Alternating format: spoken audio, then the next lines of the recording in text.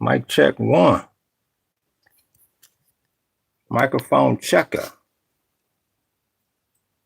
Let's see if they got my sound on. Where we at here? Mike. I'm waiting for you. Says you're waiting for me, huh? Same for paradise. Let's see here. Mic check. There we go. Let's see here. Mic check. All right, we checked it out. All right, we good. We good. So they like to do that. Okay. All right, so we back on the scene. It's your boy Jay. Coming back at you. Remember, Scott to like it. Your boy Jay coming back at you. Deep in the Hawaiian jungle. With the war discussion. You still got me on audio? Okay. So yeah, I'm back on the scene here. And once again, we made it through the storm. I appreciate that light. Yeah, we made it through the storm. So, I'm just trying to get caught up here. It's been a couple days since I really tuned in to what's going on. We had that bad storm. Let's see who's saying something. Oh, what's up, Barry Bags? Oh yeah, we all right after the storm. It was a mother. But yeah, we made it. So I appreciate you asking. And we're gonna try to somewhat get back to normal here. Because we have been out of it for a couple of days. But the first thing I noticed when I came back online was there's a couple things that immediately caught my attention. First, I'm gonna start with the lighter side of things since we've been having so much drama out here in the jungle with that storm. That storm was a mother. But I looked at Scott Casper, the friendly ghost. I appreciate that light. Scott Casper, the friendly ghost Bassett. The way they called his monkey ass out of they called him out of the press conference to the situation room. And he got, I don't know what the press told old boy. I appreciate that light, big homie. I don't know what the press told old boy when he came back into the interview. He was, and my son he might want to be a son. I don't know what the press smacked him around with that phone call, but they said in the history of politics, they ain't never seen somebody in an administration get summoned in the middle of the whoop. So that was the first thing that caught my attention this morning. What storm? Check the latest video I just put up, big homie. We was in it yesterday. Man, I ain't never seen wind like that, big homie. I ain't never heard wind like that. Yeah, check my video. We had a bad one over here. Friday night and Saturday. Woo! Man. But yeah. So the next thing that really caught my attention was I'm hearing the Iranians saying, just like y'all thought I was BSing when I was brushing up on my Chinese and my Ruski. When what do you say? Hey, what's going on? What's up, Jones? Hey, it's been a minute, big homie. I'm glad you're tuning in. But yeah, when I saw that the Iranians said, yeah, y'all can bring the ships out as long as you exchange it in Chinese yuan. Just like I told y'all, you better brush up on your Chinese. Wada, Mingzu, Suje, Xia. Ain't gonna catch me slipping. I appreciate that like, big homie. But yeah, you in it now. You in it. And the thing that kills me about your boy at 1600 is, how he gonna ask the rest of the world, well, can y'all come on down here and help us get these boats out the strait? But see, soon as the boat, and this is how foul they are, soon as the boats get to moving, he gonna want to steal all sold in petrodollars. That's why everybody laughing at him. That's why everybody thinks he's an absolute fool. So Here he is. It's obvious. China finna take over. I appreciate that like, big homie. China about to take over the strait. And this monkey is going to go over there in about 2 weeks. And I have no idea how he going to be licking Xi's boots, because that's the position we in now. Oh, yeah, it's a new world order now, big homie. It's basically a done deal. Oh, yeah. Like I said on, I think my last podcast was maybe Friday. It was either Thursday or Friday before that storm. Like I said, if you think you're going to get 100% of them petrodollars coming out the strait, that'll never happen again, big homie. That will never happen again. So, like I keep saying, once again, I don't give any advice. I just give my opinion. You better pull your money out the bank. You obviously see everybody's moving over into cash when it comes to the stock market. When you go to the FX, the foreign exchange sector, it's dollar up. Means everybody moving their cheddar over into cash. And that's halfway safe. But I hate to tell you, you got to pull it all the way out, because that run on the banks is coming. That run on the banks is coming, big homie. I had one of the big homies leave me a comment this morning, say the banks is already starting to shut down, already starting to show cracks of insolvency. So, but your boy has got you in a complete mess. He done ruined this country. He done ruined this country for a long, long, long time.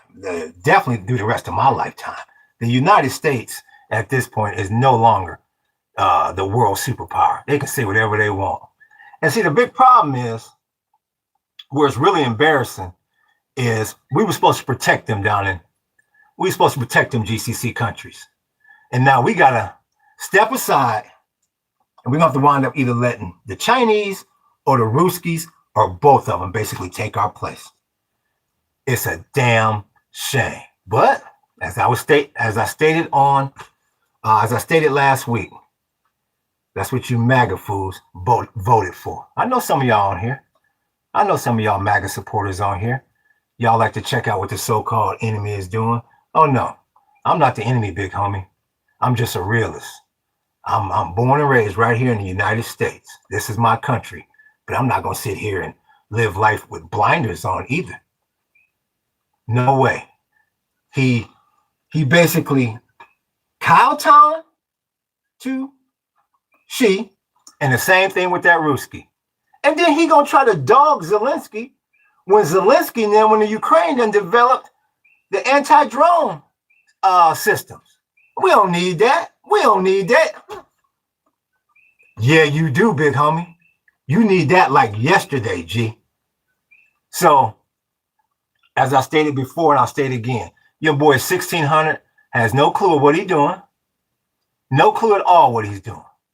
And that's obvious. And see, the Italians, the Spaniards, and I believe it's the UK, they said, man, we don't want no parts of that.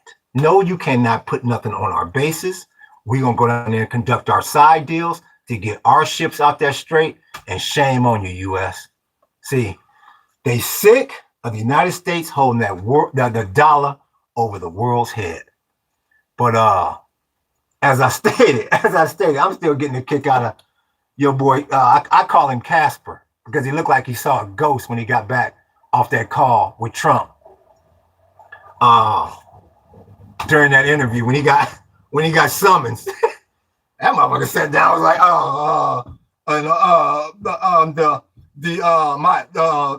my son, he might want to. This might be a kind of minute.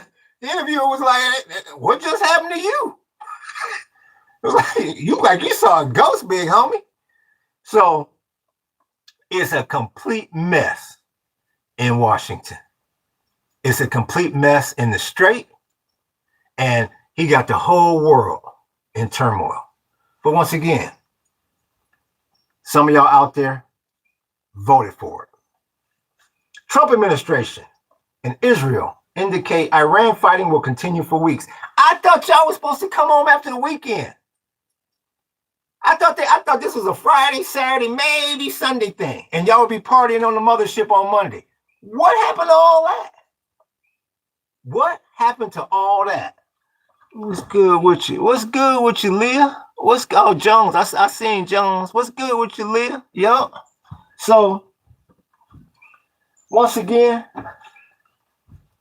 now you got to get ready for the aftermath of this thing. You got to get ready for the downside of this thing. That's going to really affect us.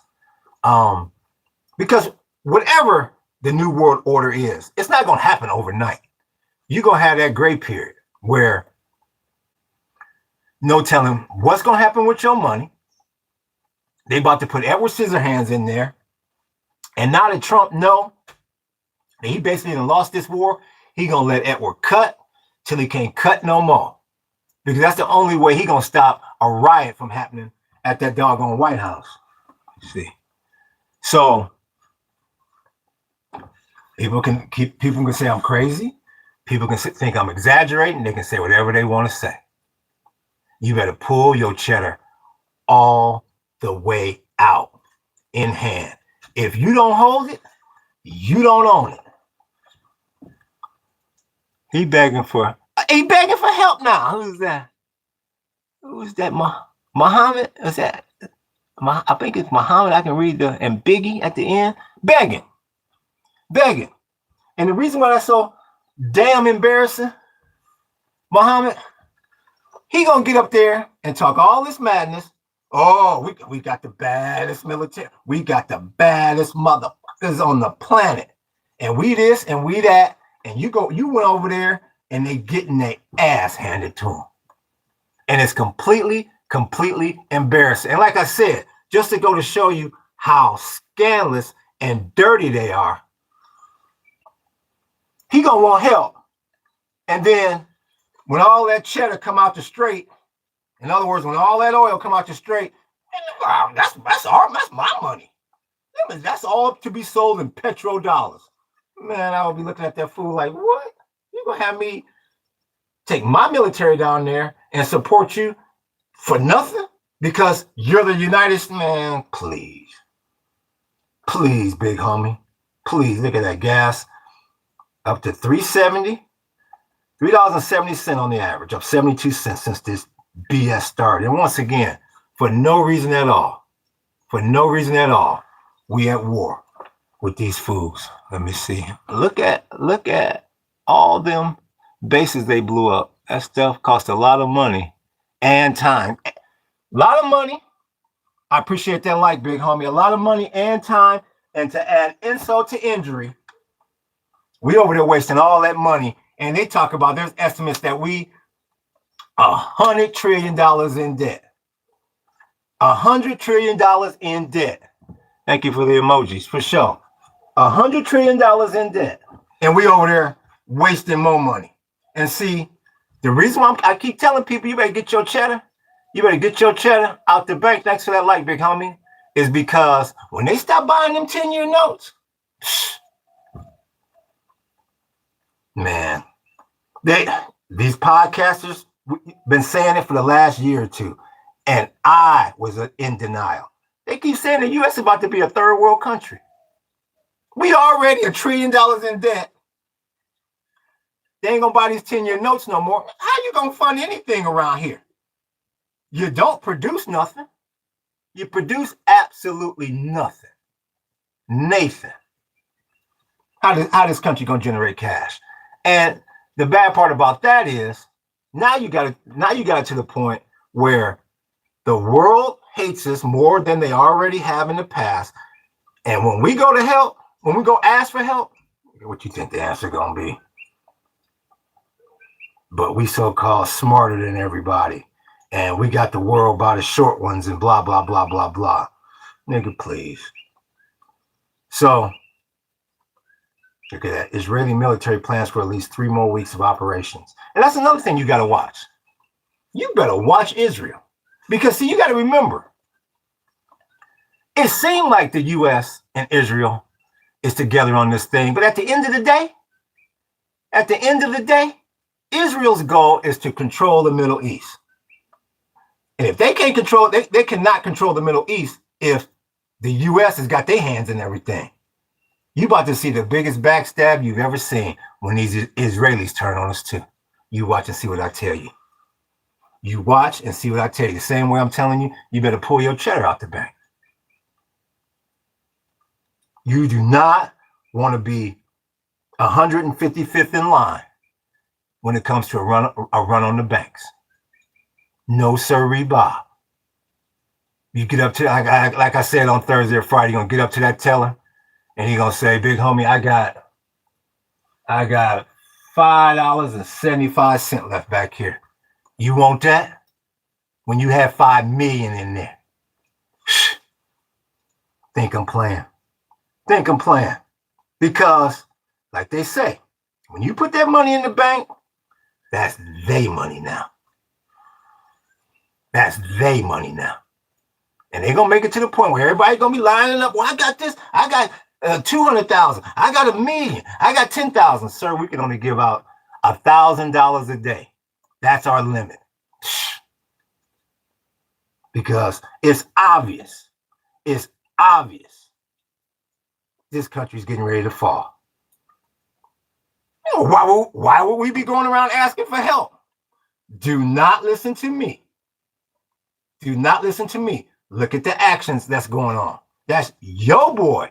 1 minute he's saying, well, I don't think Russia is helping the Iranians. And then 2 days later, well, yeah, they are probably helping the Iranians. And I was on a call with Putin. And blah. The weakest, I appreciate that like, big homie. The weakest, sorriest president we have ever had. And y'all begged and fought. And do I need to do it? Do I need to do it, local viewers, local supporters? Because y'all gave him a mandate. He can do whatever the fuck he want to do. Nigga, please. So, we twisted. Absolutely twisted. Look at this. The FCC chair threatens TV networks amid Iran war coverage. See, that's what everybody keep talking about, the regime over there. Oh, look at that regime. And China's a regime and Russia's a regime. Look at the Russia. You can't do. They want to try to control the media and the narrative over here the exact same damn way as they do in some of these other so-called communist countries. You ain't no freer than nobody, more so than anybody in China, Russia, anywhere else. You are no freer. This is embarrassing. This is absolutely embarrassing. But you know what? As they say, every dog has his day. This is exactly what the United States need. To get smacked in the mouth. That's exactly what they need. They've been holding that dollar over people's head. Well, they'll cut you off. They'll hit you with them sanctions. In other words, you can't have access to no more dollars, which means you can't have access to no more oil. Now them damn countries are sitting back saying, ha ha ha, I got Chinese yuan, you motherfucker. Don't need you. And that's why your boy, where is he hiding now? Down in Mar-a-Lago, some damn where? It's embarrassing, big homie. It's that. And then where's big bad Stephen Miller? You know, he get up there talking all kind of smack before all this happens. Where's Stephen Miller, his so-called right-hand man? And J.D. Vance, because he think he got a shot in 2028. He got a shot in the ass in 2028. You see, he done backed off. Well, then reporter come up to him. I don't do no interview. You might as well think he Moses Malone from the 1980s, 76ers. You know, Moses, 444. He didn't do no interviews. You would think J.D. Vance is 444, Moses Malone. Oh, well, I'm not, whatever the president said. Well, embarrassing. So, like I said, y'all kind of bear with me because I've been out of it because of the storm. So I got to get completely caught up. So,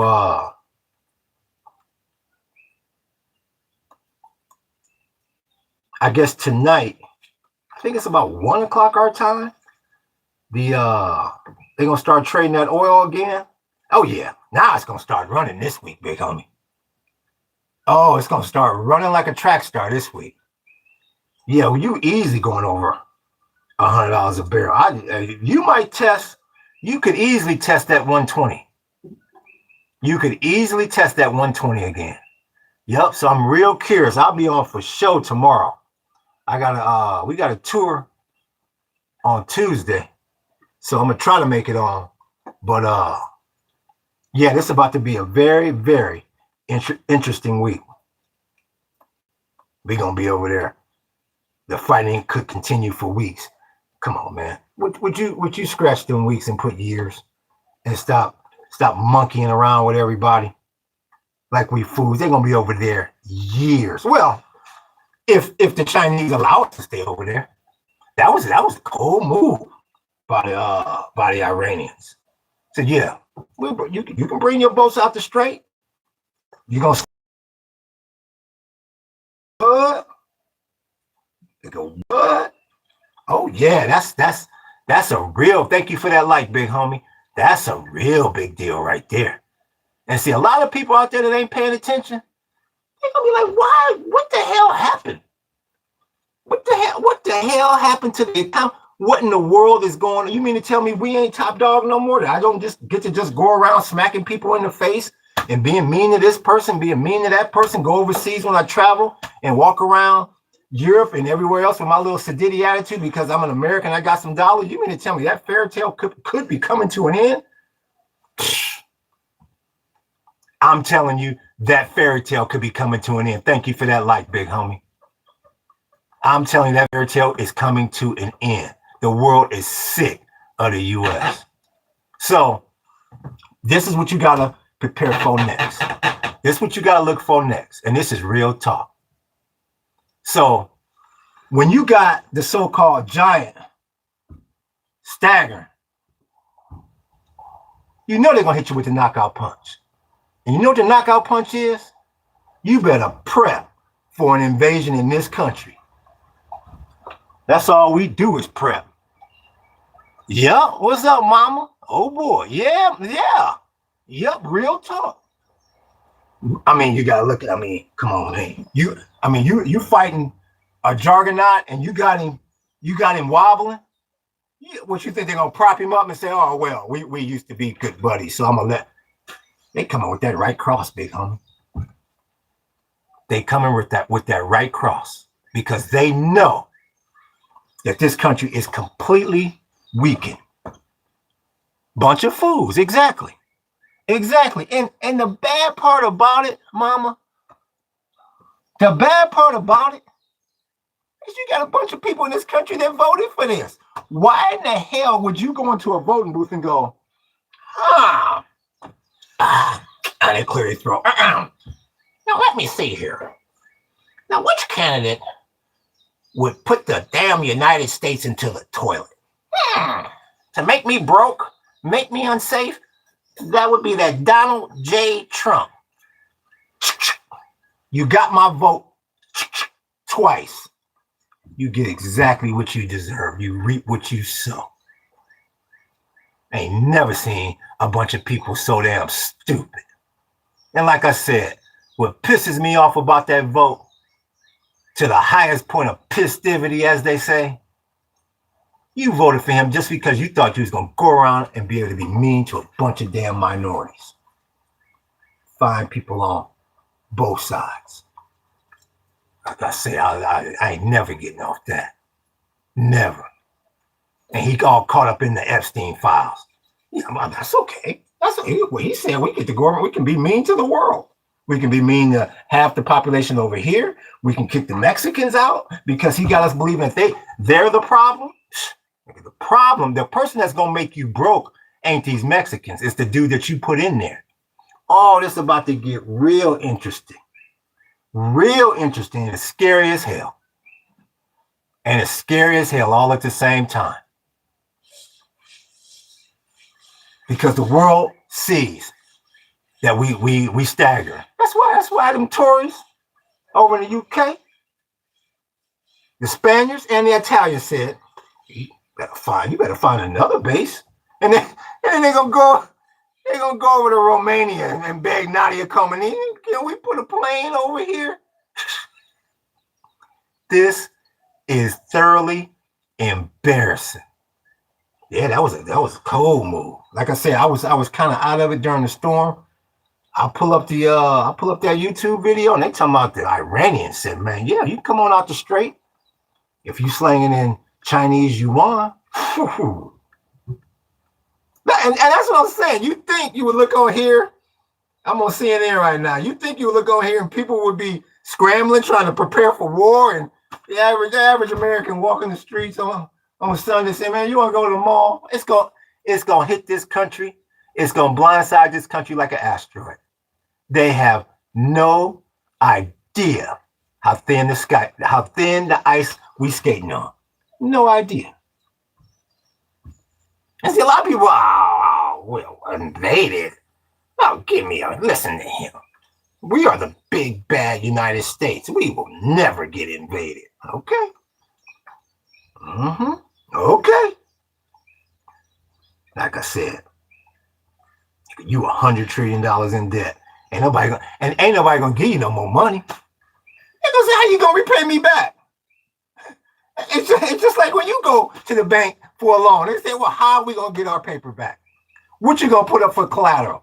And what we gonna put up for collateral? All them damn warships that don't mean nothing in these new kind of wars. All them F-16s that don't mean nothing in these kind of wars. What we gonna put up for collateral? They're gonna find out. They're gonna say, well, are the GCC countries still supporting you in the stock market, and are they still bringing you your cash with the 10-year Treasury note? Well, we lost that contract. You say that again, sir? You're mumbling. Nigga, we lost that contract. Oh, okay. So you don't really have any collateral. So you just like one of the monkeys from the ghetto coming in here trying to get a loan. And that's when that loan officer gonna start clearing his throat and go, and then leave your ass sitting there for a second. I'll be back, sir. And you look across the room, that monkey having a damn donut and a drink of coffee. And it just ruined this country. Ruined it. Not only ruined the country, he about to put us all basically in poverty. But just the United States. That'll never happen. Yeah, that's the lie they've been telling me. The top administration, his vice president scared to death. You saw with the Secretary of the Treasury, you see what he's like. Casper, that's his name, Scott Bessent. Casper, because that monkey looked like he saw a ghost when he came back off that phone call. And just to go to show you how dumb your boy is at 1600, why in the world would you embarrass this country, Casper, and yourself by calling him away from that interview? Why would you do that? It's obvious something is going wrong. It's obvious. Doesn't he have the mental capacity to be able to see that? The big homie saying, America first unless it comes to Israel. Well, all I can do is say this to you, big homie, 72571. It should be America first. And that's why he should have kept his monkey. And see, that's why I think Donald Trump is so damn stupid. I'm gonna tell you why Trump is so stupid. As racist as he is, and you can go back and listen to you can even Google Donald Trump hip hop lyrics. He was actually was favored in this community back in the day. He was about his women and his cheddar. That's why he all through hip hop music in a positive light. All Trump had to do was get in there and say, I'm gonna put cheddar in your pocket and I'm gonna make sure don't no terrorists come in here and mess up this ism. But we about to all get paid. He would have had every race behind him. That's why he's so stupid. But that racism in this country, they just can't keep it in. They just cannot sleep well at night knowing everybody is doing well. It's like, no. We want to be worth $1 billion and we want you to be worth $5. That's the only way they sleep well at night. And that's the stupidest thing he ever could have done. got in there and started all that racist BS. But he ran on that. He ran on, the Mexicans is bringing us this and the Mexicans is bringing it, man. It's just like I said on Thursday with 9/11. That monkey need to stop worrying about the Mexicans and stop worrying about these brothers and stop worrying about the brothers when you got every terrorist from the Middle East on down coming up in here. You ain't seen no Mexicans do nothing like no 9/11. You ain't seen no brothers do nothing like 9/11. And he worried about more about them doggone Mexicans. Man, you sound foolish. Absolutely foolish. So now you talk to all these MAGA people, and this the drag they run on you. I'm an independent. Yeah, because see, they'll never say they're a Democrat. Well, no, I didn't vote for him. I'm an independent. Because see, they think if they say that, nobody can hold them to anything. You know good and damn well you went in that booth and voted for him. That's why he won by a dang landslide. This is absolutely embarrassing. Supposed to have the biggest, baddest cats on the planet. And all that fool had to do, his second term. That's the thing, the reason why I say he's so damn stupid. You gave him a second opportunity. And what did he do? Fucked it off. Should have worried about keeping cheddar in people's pocket over here and making sure you didn't have no silly ass terrorists coming up in here. He more worried about some cat from Tijuana coming over here trying to make $10 an hour. And now you see that damn mess we are in. I tell you, I can't wait to see the look on people's face when that headline come across. Such and such bank shows signs of insolvency. There are whispers of a bank run. Maybe that dreadlock, maybe that monkey was right. Maybe. You better go get your money, man. I don't care where you put it. You better go get your money. Because the bank gonna say, just like my parents used to say, you can't get blood out of turnip. You could have just like Richard Pryor said when he's in Africa. He said you can't go into an African grocery store with a pistol and try to hold them up. They go, we ain't got nothing. We got no food. We got nothing to steal. And all they gonna do, the bank gonna laugh at you when you come in there and try to get your money. They gonna say you don't need that pistol. Here's the keys to the vault right here. Go right ahead. He's gonna be sitting there having lunch. Say, look at that monkey. Look at that MAGA supporter. Think his money's still back there. He think this is still 1982. You are right smack dab in the middle of World War III, big homie. You are right smack dab in the middle of World War III. And you got Orange Man Bad and Jack Daniels running the show. And you got Casper the Friendly Ghost controlling your money. Man, I've been laughing. That's the only thing that got me through that storm. Anytime that storm we get a little shaky, I said, let me put on something to ease my mind. I put on, your boy came back out of that interview. He came back.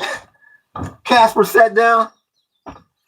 And the interview asked me, so how did this call with the president go?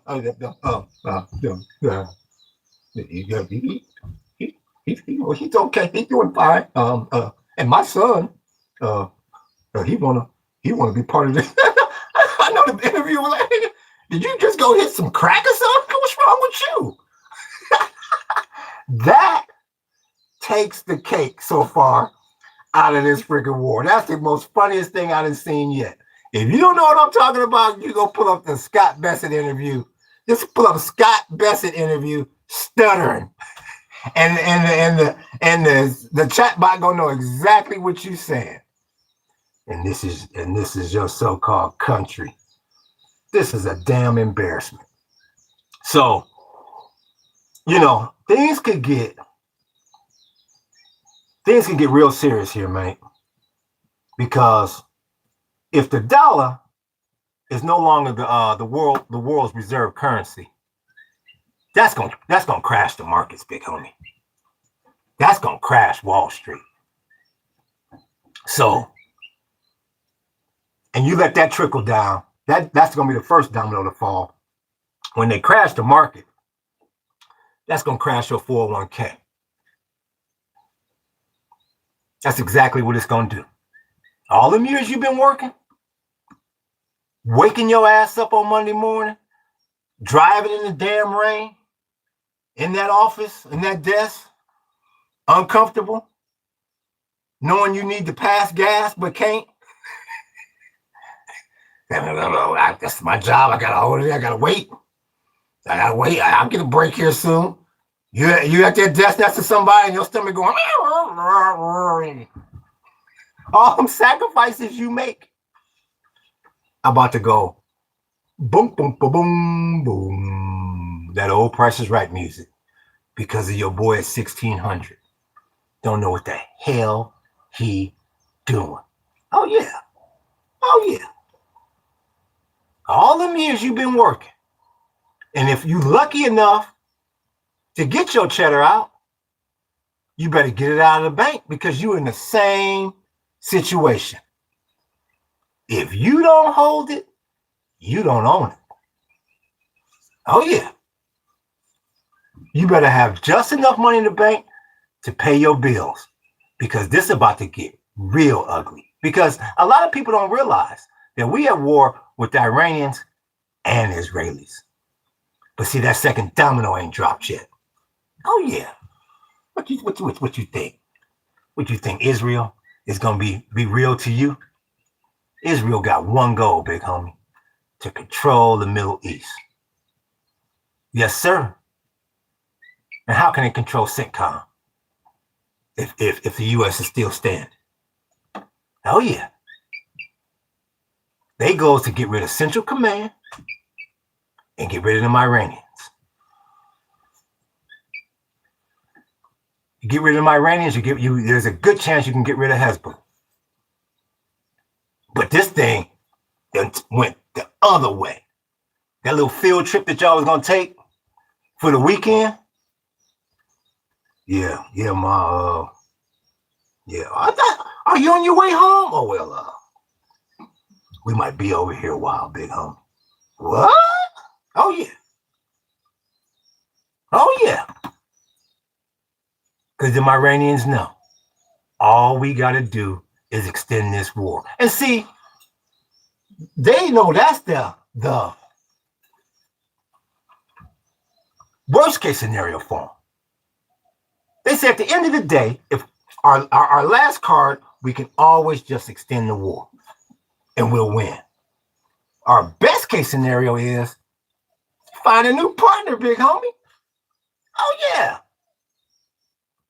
Oh yeah, let's find a new partner. Like the Chinese. Like the Ruskies. Oh yeah. Make sure this chat is still, because sometimes you get stuck on me. Okay, that's cool. Oh yeah. It's just like when you out on the dating scene and you get to monkeying around. Oh yeah. What, you think that woman gonna stick around? She goes, I'm about to find me a new partner, big homie. Because you're supposed to be my man. You're supposed to be protecting me. We walk into the club. I got dudes grabbing on me and everything, and you go looking for some other dude to help you. I want to be with somebody like that. I want to be with a G. Oh yeah, the U.S. look like punks, straight up punks. Gonna have to ask all these other countries for help. And what they do, I believe they still robbing Peter to pay Paul. I think I saw something about they didn't got Japan. They're on Japan's wrong side. I guess we pulled troops out of Japan. I've heard whispers of that. I don't even want to talk about what they did to the damn South Koreans. Yeah, big homie. You know them Patriot missiles we gave you to protect yourself against that food north of you? Yeah. I might need them back, big homie. Man, I know them South Koreans said dealing with these bullshit ass motherfuckers. I know that's however. If I got any Koreans on here, however you say dealing with these bullshit motherfuckers, that's exactly what they said. That's exactly what they said. This is a damn embarrassment. You got all kind of comedians making fun of that fool, and we ain't getting off them files. The reason why we over there, this big distraction that didn't even work. And then another bad part is this fool steadily releasing oil reserves, thinking that's gonna calm the markets down. I ran and said, "Come on, man, we got a new partner." So if we ever do get invaded, them reserves are supposed to be used for wartime. You come over here and get invaded, we're gonna go to that stockpile, it's gonna be dry as a martini. What happened to all our oil? Well, look who you put in there. Somebody that didn't know what the hell they was doing. Donald Trump ain't no different than any other person out there that's running a business. Donald Trump is a so-called businessman, just like every other businessman in America, just like you and I, except for his daddy gave him $100 million. And y'all gonna put him in there. Oh, you racist ass MAGA supporters gonna put him in there because he said, you can go, yeah, oh yeah, you wanna go to the ghetto and be mean to the brothers? Sure. Oh, you don't like Mexicans? No problem. No problem. I'm gonna be sending the National Guard to take care of them anyway. No, you can do whatever you want to do. Some people say, man, Mr. Trump, that's been my lifelong dream. And you about to make it a reality. Yeah, okay. Yeah, okay. The problem is when you want to drive 50 miles to get to one of these minority communities to make fun of them or look down your nose at them, you're going to say, gas is $15 a gallon. Is that trip really worth it? We'll dog them online. Let me keep my ass at home. That's exactly what you're getting ready to say. That's the only. Why else would they vote for him? You tell me what special quality Donald Trump possesses to win a landslide victory in this country. You tell me what qualities he possesses. Come on. Because you can't.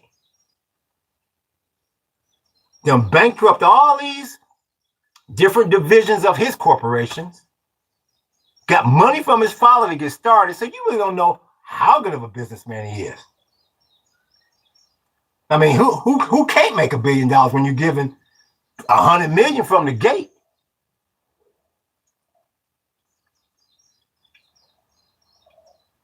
Yeah, man, it pisses me off because, like I said, regardless of what you believe about me, I want this country to do well.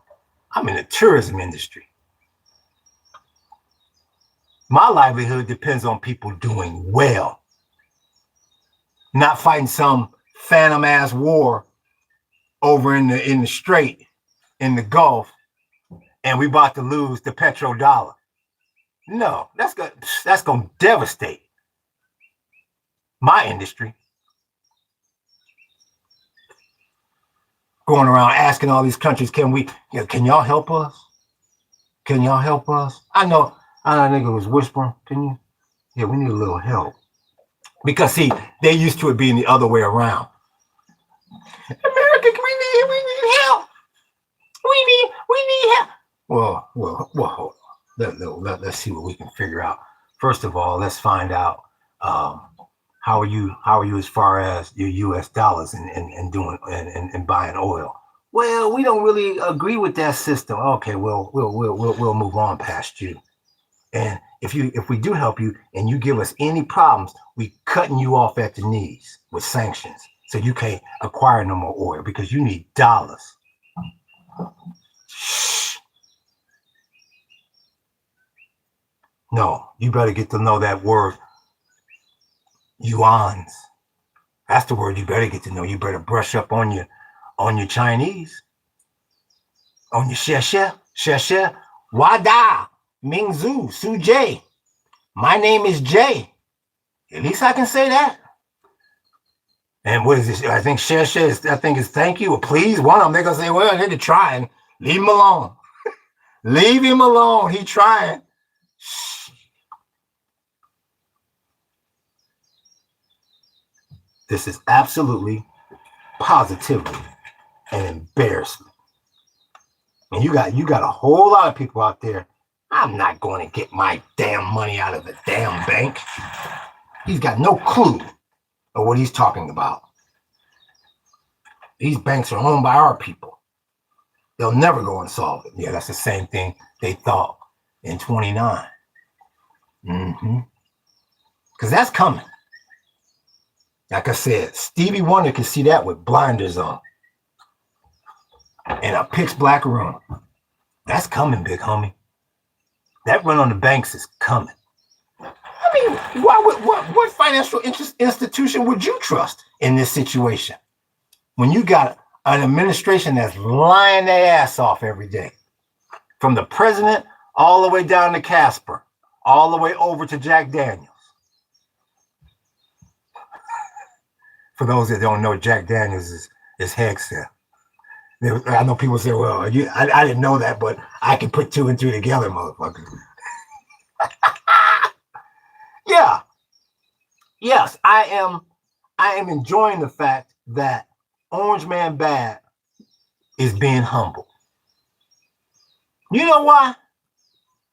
You know when I was truly turned off with Trump? See, I can handle, people talk stuff about brothers and whatnot. That no problem. No problem. We've been hearing that our whole life. But when he started talking that madness, and this is in his first term, I think he was still running or whatever, or he did at one of them rallies. When he started making fun of that disabled reporter, I said, okay, so it's okay you picking on people, but you're going to pick on somebody that can't defend themselves.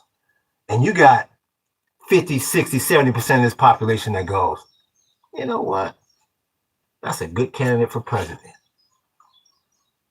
And I say it once and I'll say it again. And I'll say it again tomorrow. And they going to rake Obama over the damn coals for wearing a tan suit on Easter. But everything is fair in this country. This country's all fair. What are you talking about? If you work hard and keep your nose clean, you have just as much opportunity as I have. That's what they want you to believe. Please. I mean, and the thing about it is, I'm 56 years old, and I'm still wondering, is that just a front that they be putting on in my face, or do these people really believe that this is a fair country? Like I had some of them fools out there. We used to sell tours out on Kalakaua in Waikiki, and I used to have some of these fools say, "Well, you have just as good a chance as selling the tours I do." I said to myself, do you see the demographic around here of these tours? You really think they're going to trust me on the street as much as they trust you? Well, why wouldn't they? And that's when I just walk away. And like I said, to this day, I am still wondering, are these people just saying that? Or do they really believe that? Do these people really believe that this country is completely fair? But you know what? This country is about to become really fair. Absolutely fair. Because it's tumbling. And it's going to be like, okay, we all need each other now. Come on. We all need each other now because the ship is going down. But when the ship was riding high, nah, you down there in third class, big homie. You know, well, maybe if you work a little harder, you can make your way up to first class. Yeah, I mean, it's only a certain type of demographic that gets to come on this deck, and you don't fit the You don't fit the description. So you need to work a little harder. Yeah, oh yeah. I appreciate that light, big homie. I appreciate that light. Yup. Now that the ship is going down, oh, we all friends now. And just like them Tories over in the UK and the Spanish and the Italians. No, we're not all friends now. And like I said, when whatever happens in this country happens, because it's gonna happen, you don't have the heavyweight champ on the ropes and you let him off. Whoever gonna do whatever they do in this country, people gonna be shocked when they see, I don't know, a quarter, a half of this population go, well, you know what? I think I'd rather learn Ruski or Chinese than be called a nigga and not get no opportunities and be oppressed. You're not oppressed. You own land, don't you? Yeah, I own some land, but you own an entire damn city. Well, that's even, isn't it? Now you own a whole damn state, and you give me 3 acres. Nigga, whatever happened to our 40 acres and a mule? 40 acres and a mule? Well, you get that with your EBT. That's what I be hearing. So-called EBT is reparations. Who is this? 6s and 7s. Simple 6s and 7s. My wife told me, hey, don't that mean like everything is twisted? Are you from Europe? Yeah, I think the 6s and 7s, I think that's what that means. I don't know. She said, I believe that's what that means. Like I said, I just be talking in code. I ain't mad at you. If 6s and 7s means it's all twisted, then yeah. The decline of the Roman Empire history. Yep. Yes, sir. Yes, sir. You bullseyed it right there. Yes, sir. They didn't think they was going to fall either. The Roman Empire thought they'd be standing to this very day.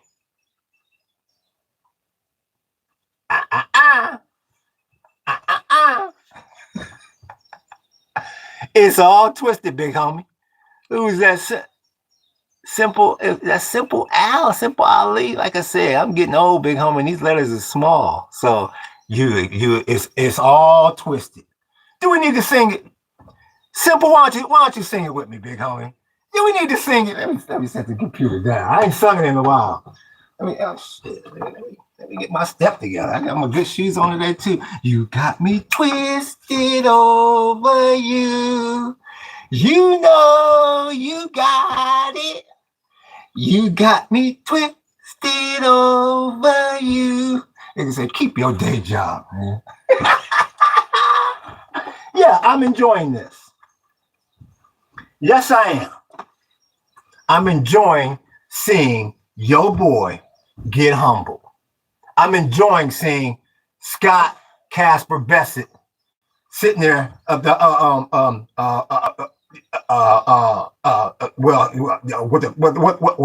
call with the president. Oh, he's doing well. And my son, he was like, "This ain't about your son. We wasn't even talking.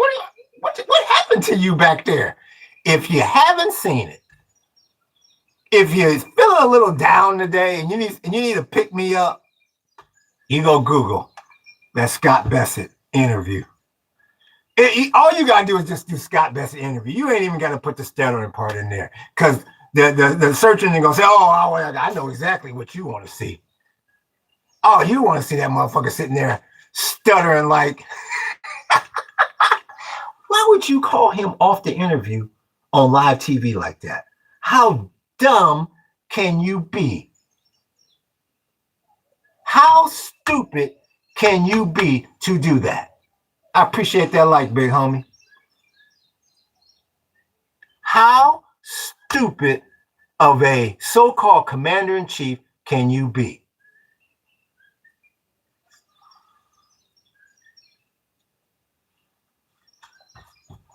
See, I can read y'all comments today because the markets ain't open.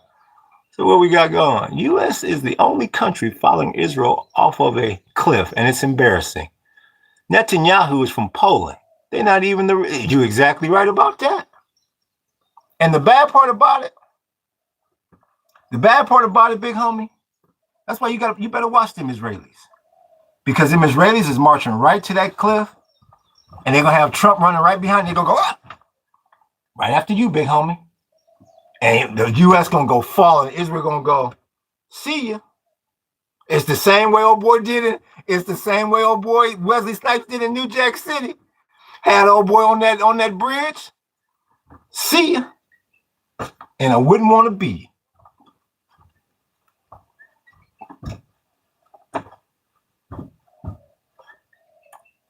Oh yeah. Yeah, I'm gonna enjoy. I don't want to see anyone broke. But I'm gonna tell you what I am gonna enjoy. Let me make sure that chat, because sometimes it gets stuck. So I apologize if the camera moves. Okay, we good. I'm gonna tell you what I am gonna enjoy. Seeing a group of people in this country that has treated a whole lot of other people, including their own. Like I said, this ain't no black and white thing. This is a money thing, big homie. This is about paper. I'm going to enjoy seeing these so-called high and mighties get humbled. That's going to be a lot of fun, big homie. That's going to be a lot of fun. It's like my old man used to say, the world is 360 degrees. What goes around comes around. Uh-huh. And that's their biggest fear. That one day they get treated how they've been treating other people and other groups. That's their biggest fear. And that's about to be a reality. Because you watch that bond market tomorrow. I'd be shocked, like I said. I don't work on Wall Street. I don't know every inside trade and all that. Because that's a lot what's keeping this market propped up. A lot of under the table stuff as well. So I don't know all the ins and outs as far as the scandalous part of what's going on. But they're gonna be dumping them 10-year notes tomorrow. That yield curve is going up, big homie, because they got to make themselves more attractive. Because they've been walking in the club. They've been walking in the club at 4.2%. Them girls are saying, oh, big homie, you don't dress good enough. So you go buy some new clothes. All right, now we're at 4.28%. And she's still saying, I don't know, I like your car. You got to keep making yourself more attractive. So they're going to keep that yield curve going up. Oh, you easily be at 4.5. And that's when people are going to start panicking. You want to see the panic button? You watch two things. Because I used to tell you to watch three. You ain't even got to watch oil no more. You know that's going to 200. You watch the VIX and you watch the 10-year. Oh, yeah. That's when you know panic is out there. And you should have a number. I'm telling you, better have a number in your head, especially with the VIX. I think Melissa was on here the other day. She's a financial expert, and she says she thinks the VIX is going to 40. So you got to say to yourself, okay, how high am I going to let the VIX run? Let me see, because my mind was kind of off of it on Friday because of that storm was coming. I'm going to check the latest numbers. But yeah, you better have a number in your head. You better say, okay, at like a 30 VIX, 35 VIX, I got to go get my money, big homie. Because I'm telling you, you do not want that VIX to run up on you into the 80s. I seen an 80 VIX, and it ain't fun, big homie. Just like that storm last night. That storm last night, man, that thing it just wouldn't stop. It just would not stop. That wind, I don't even want to think about it, man. I never heard that. I was like, oh my, it sounded like a damn monster or something was out here. And it was coming through the jungle. I'm sorry to get sidetracked, but like I said, we still a little traumatized here. Man, it was coming through these trees. It was like the thing was alive, man. And just eating up these trees. But I do want to do one thing. Even though he's a monkey ass mother, I want to give a shout out to you, Elon. I want to give a shout out to Elon Musk and the Starlink. Somehow, I don't know how they do it up in there at SpaceX, but he got that thing, the way they made that thing aerodynamic. Starlink was like, I don't care what, you could bring a Cat 5 through here and I'm still standing. The Starlink, hell, baby. I woke up this morning, I was like, man, I know that dish is thrown 500 feet from here. And the Starlink, hell. And now you see why Elon cut it like this, and he cut it like that, and he cut it like that. But he still don't deserve to be worth $1 trillion damn dollars. Nigga, nobody's that smart. Let me check the final numbers. Where do we wind up at? Where's the 10-year? All right. So when we open up, we're going to be at 428. So you damn near 43 now. What's WTI? 98, damn near 99, and Brent's at 103. Gold's at 5,000, about even. Silver's at 81. Yeah, the one. Okay, this look like the dollar is falling. Okay, we gotta see what's gonna go on with the dollar tomorrow. And what's the VIX? What the VIX at? The VIX is at 27. So the one you want to look at is that VIX. You got to have a number in your head. The VIX is the fear gauge, the volatility index. That tells you how scared you monkeys are out there. All you got to do is look at that number and say, oh, they're just running scared down. Oh, look at them now. You ain't got to walk the streets. All you got to do is look at the VIX, and that'll tell you how scared people are in the market. Like I said, I seen an 80 VIX. Believe me, you don't want that VIX. You do not want that VIX over. You don't want it to go over 30. It's high enough now, but you do not want it over 30. You get over 30, it's gonna get real shaky. You get the VIX over 30, and then you get the 10-year at 4.4, 4.5. Panic. They panicking. Trump weighing options to strike Iran's critical oil hub. UN Ambassador Walt says. I thought we was gonna be home by now. Oh, there he is. There go Casper.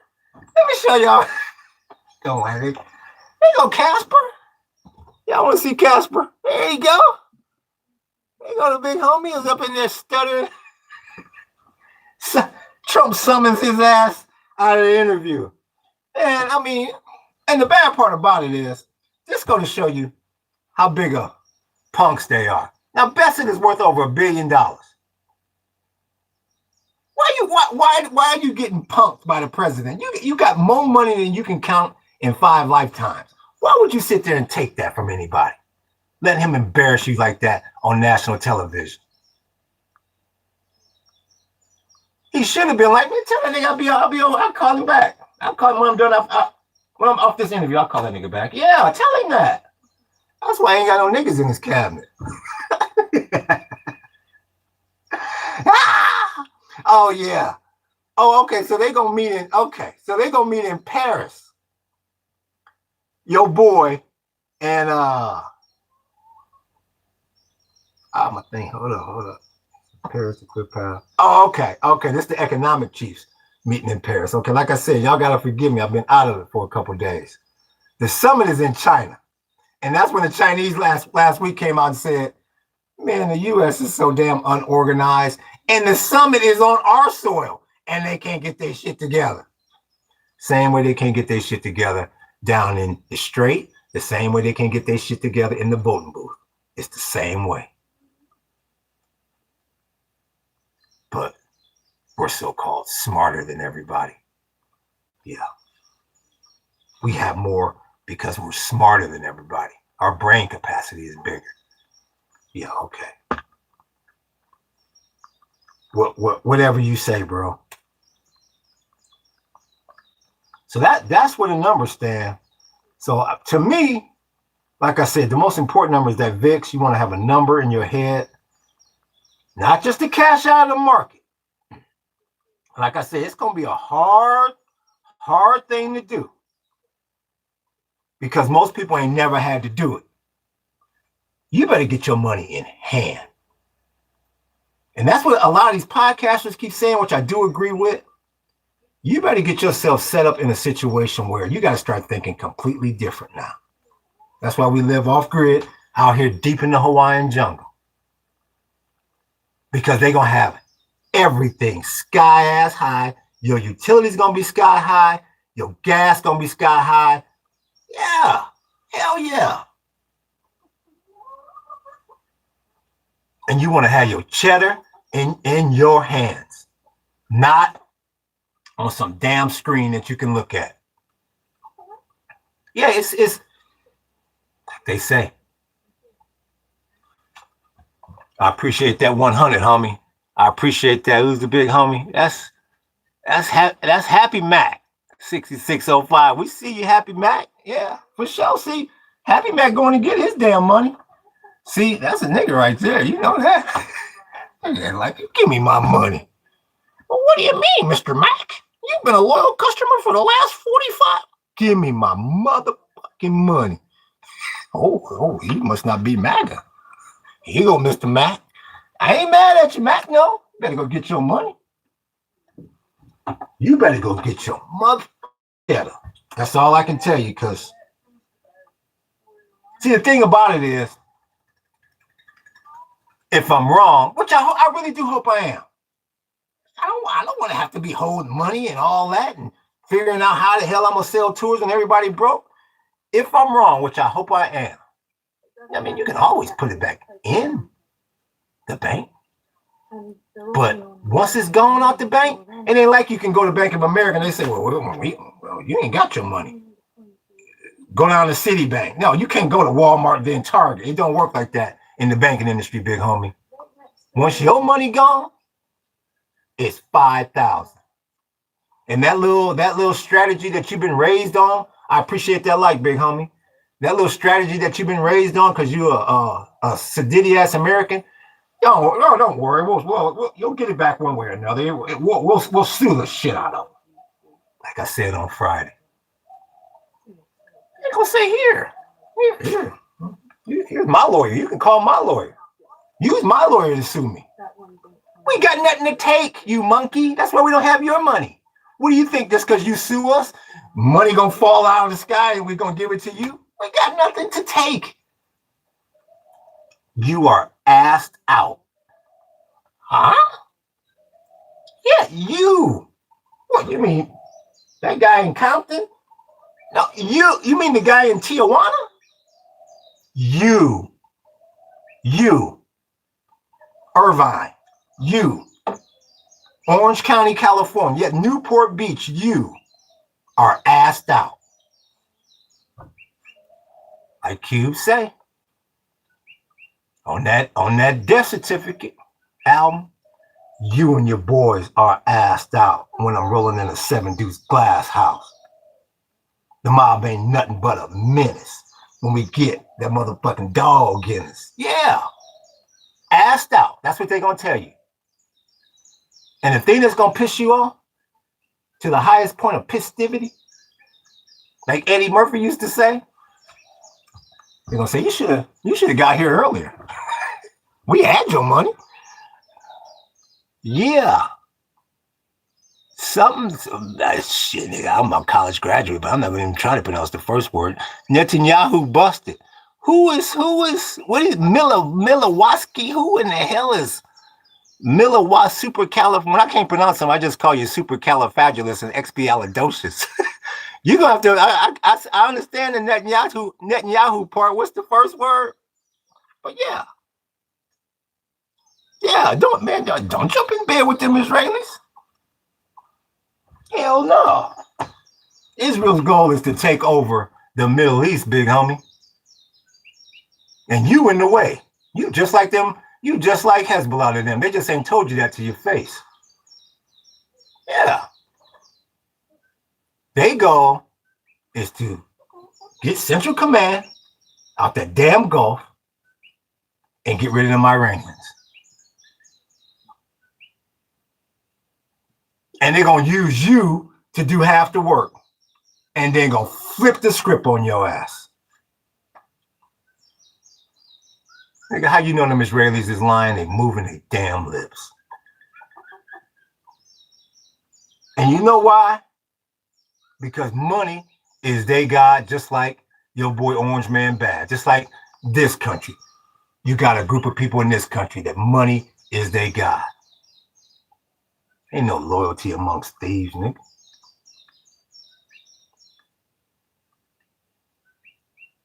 But we supposed to run down to Cuba and take over that, and that's supposed to get your mind off of this debacle in the strait. That's how dumb they think you are. Well, if this goes left, we'll just go down to Cuba, and everybody will get behind us there because they gave me a mandate. Little snotty-nosed bastards. Man, I can live 1,000 years and won't forget that night.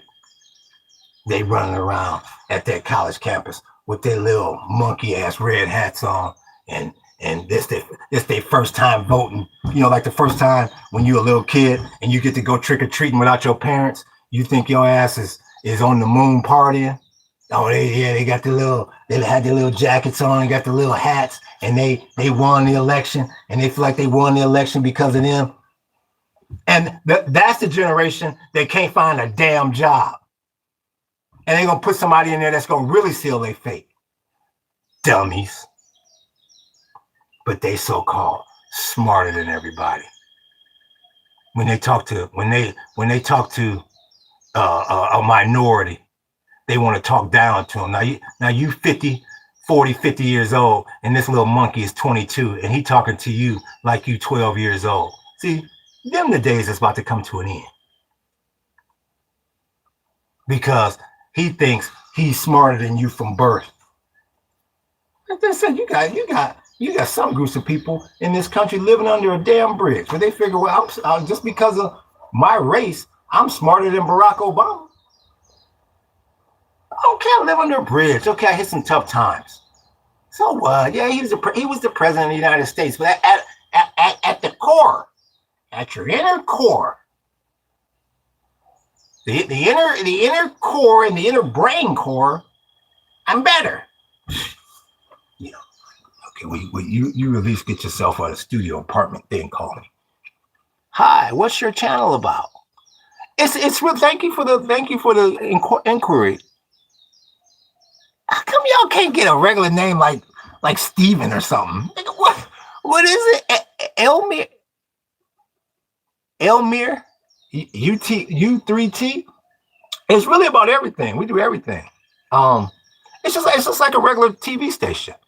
We got politics. We talk about deep in the Hawaiian jungle. We got AI videos. We got some everything. It's like some people like some shows. Some people like others. So hopefully you tune into this one. Yeah, because in this one we talk a lot of shit, especially about Orange Man Bad. So I don't know if you're a MAGA supporter. If you're a MAGA supporter, I don't know. You might like the channel because you can find out what the enemy is doing, or you might enjoy it. I'm an Irish. Well, it's an Irish name. Oh, okay. Okay, cool. Okay, what's your last name? O'Reilly? Oh, O'Reilly's Auto Parts. Ow! So you about to enjoy yourself on Tuesday. It's St. Patrick's Day. Happy St. Patrick's Day to you, Irishman. Yeah. So yeah, you in the tailspin, big homie. The United States is in a tailspin that it is not going to recover from. You are in a tailspin that we will never recover from because the cat is out of the bag. Our two top weapons, our money and our military, people realize ain't nobody scared of neither one of them no more.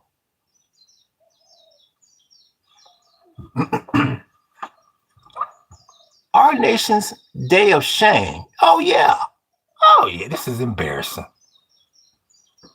I mean, you handed every damn thing, and all you had to do was keep your ass at home, treat your citizens with respect, try to put more cheddar in everybody's pocket, and you could have lived happily ever after. But no. Oh no, that would take away our fun. If I did that, I couldn't ride down in my little BMW to the ghetto and go, just look at them. Look at them, darling. Why don't they get a damn job? Look at them. Just look at them. See, that's more important to a whole bunch of people out there than actually making this country run. This country is built on slavery. That's what a lot of people forget, is built on slavery. The foundation is slavery. It's built on having your foot on the back of somebody's freaking neck. It's built on that. So people figure whoever is promoting that narrative, that's the cat I want to go with. And once again, like I've said 25 times, that is not all white people or whoever. Because I mean, you got black people that can be racist too. Yeah, that ain't just for white people. Don't get it twisted. You got all races out there that can be racist. Oh yeah, that's for the racist ass people out there. That's what they wanted. How? Who in this world is gonna make it to where I can look down my nose? What do you say? That nigga wrote a novel. Oh my God, you are an American with a conscience and the ability to critically think. Thank you, sir. The reputation of America from the international stage is dirt. What did you say? Is dirt. 8 at the moment. We despise your government and oil wars, and you very well should. And you very well should. And all I can do is tell you, I believe, I didn't see the name. I believe that's the Irishman. If you're the Irishman, you should write your congressman. I don't know what you niggas got over there, but you should write your president or prime minister, whoever he is, and say, do not jump into bed with the United States. Nope. Because that dollar they got over there is about to be worth a damn penny. Like I said, you pull up that, like I said, you want another laugher, you pull up that clip of them after World War I over in Germany, when them kids is playing with them Deutschmarks, playing with it like it's paper money. Like they doing that back, and this is after World War I. They making it rain. Little ass kids. They making it rain with them Deutschmarks because they ain't worth a damn penny. That's exactly the way you monkeys is gonna be after Edward Scissorhands gets done cutting them interest rates down to nothing. And they say, we done ran out of ink with the printing machine. Well, go get some more. They said that they ain't got no more ink. Y'all got to stencil them in or something, but you got to keep that money printing. Man, when they get done printing all this money and Edward Scissorhands gets done snipping, you gonna have little ghetto kids on the corner and Compton, nigga, make it rain. This is a damn debacle. A damn embarrassing debacle. Now they got all these damn destroyers and the USS Minnow and the USS Eisenhower and all the cannons and shit coming off the flight deck. And you got the pilots coming in like Top Gun. Maverick, you're three quarters of a mile. Call the ball. Maverick's got the ball. Land, you said land. They got all of that. And they got to get on the phone and ask them Tories for help. That is a damn embarrassment. And the Chinese is saying, he doing all that. And we about to get paid in yuans like you won't believe. We got our oil is right. We about to become the world's reserve currency. And the U.S. looks like fools. This is a happy day. That's exactly what the Chinese are saying. And I don't want to tell you, I don't want to sit here and ruin your Sunday and tell you what the Ruskies think about us. Because they've been our enemy longer than the Chinese. Made that fool. Now, he gonna tell you, once again, I've been trying to digest this for the last 2 or 3 days, trying to figure out where this makes any sense, and it obviously does not. How in the hell are you gonna admit?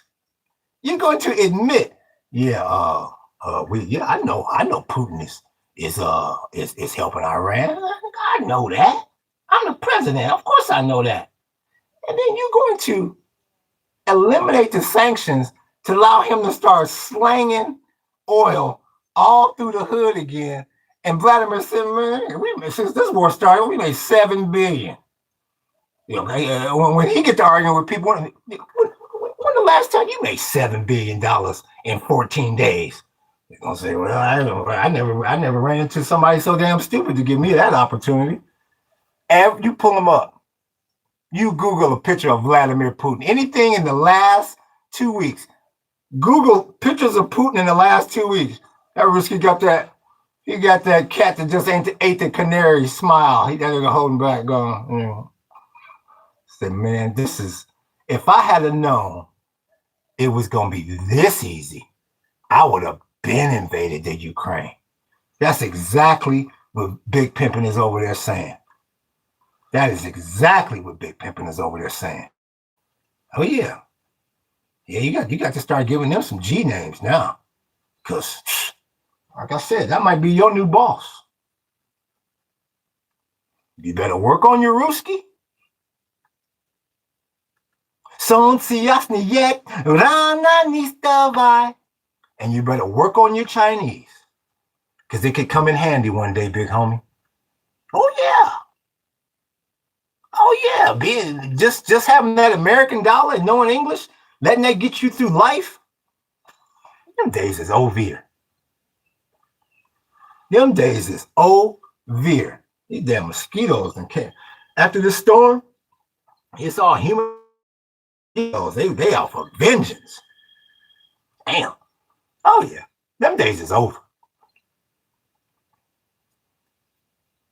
I would not. If I had a kid coming up, ain't nowhere in the hell I'll let him join the U.S. military. Why would you tell him to voluntarily go to a losing team? Hell no.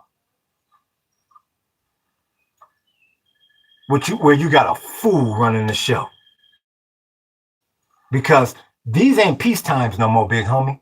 You in war times. And you're going to be in war times for a long time. See, everybody always thinks that, wars, that's fought on other people's soil. You about to get the surprise of your life. I mean, why, like I said, why in the hell would they let the so-called heavyweight champ off the ropes? If you got a regular crib or whatever, and you want to keep it, I would strongly advise you to get something off grid. Because that's the first place they're going. It's straight to them suburbs. Yeah, for all y'all youngsters out there, once again, when I say youngsters, I'm talking about people 18 and over. If you're under 18, get out of this room. This is a grown-up ass conversation. Oh yeah, you go watch. If you a young adult, you go watch Red Dawn. Yeah, it might look a little old, but you look at the premise, you look at the statement that movie made. They'll come out the sky on your monkey ass. Well, they can't do that. We've got NORAD. Yeah, you had NORAD before Elon came in there. Hey, cut that. Hey, cut that. You know, like I said on Friday, you don't know what's inside that damn mountain. You ever been in there? Neither have I. The same way, if this whole thing goes to a gold standard, ain't near none of y'all ever been inside of Fort Knox. Let me make sure this chat ain't going, because sometimes it gets stuck. I ain't gonna do that. Okay, yeah, see? I had one underneath there. Victory to Iran. Inshallah, Allah. I think I know what that means. Like I said, I've been studying. God willing. Yeah, see, whenever they give me that quiz, I'm like, what's the boy name? The Supreme Leader? Give it to me. He said, what's inshallah mean? I'm gonna say, if God willing, you can come on into the straight, big homie. Go get your oil. I ain't gonna starve, monkeying around with y'all.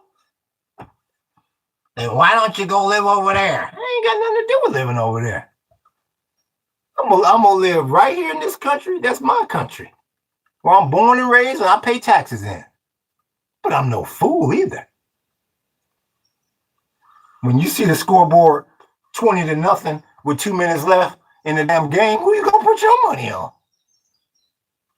And just like old boy said there, everybody talking about ain't a podcaster, ain't a nothing I done seen. What people say, other than saying, give me the Iranians plus the points. That's all you hear, all throughout the internet world, through the podcast world. I ain't seen one yet that said, oh, US got this. I ain't seen a one.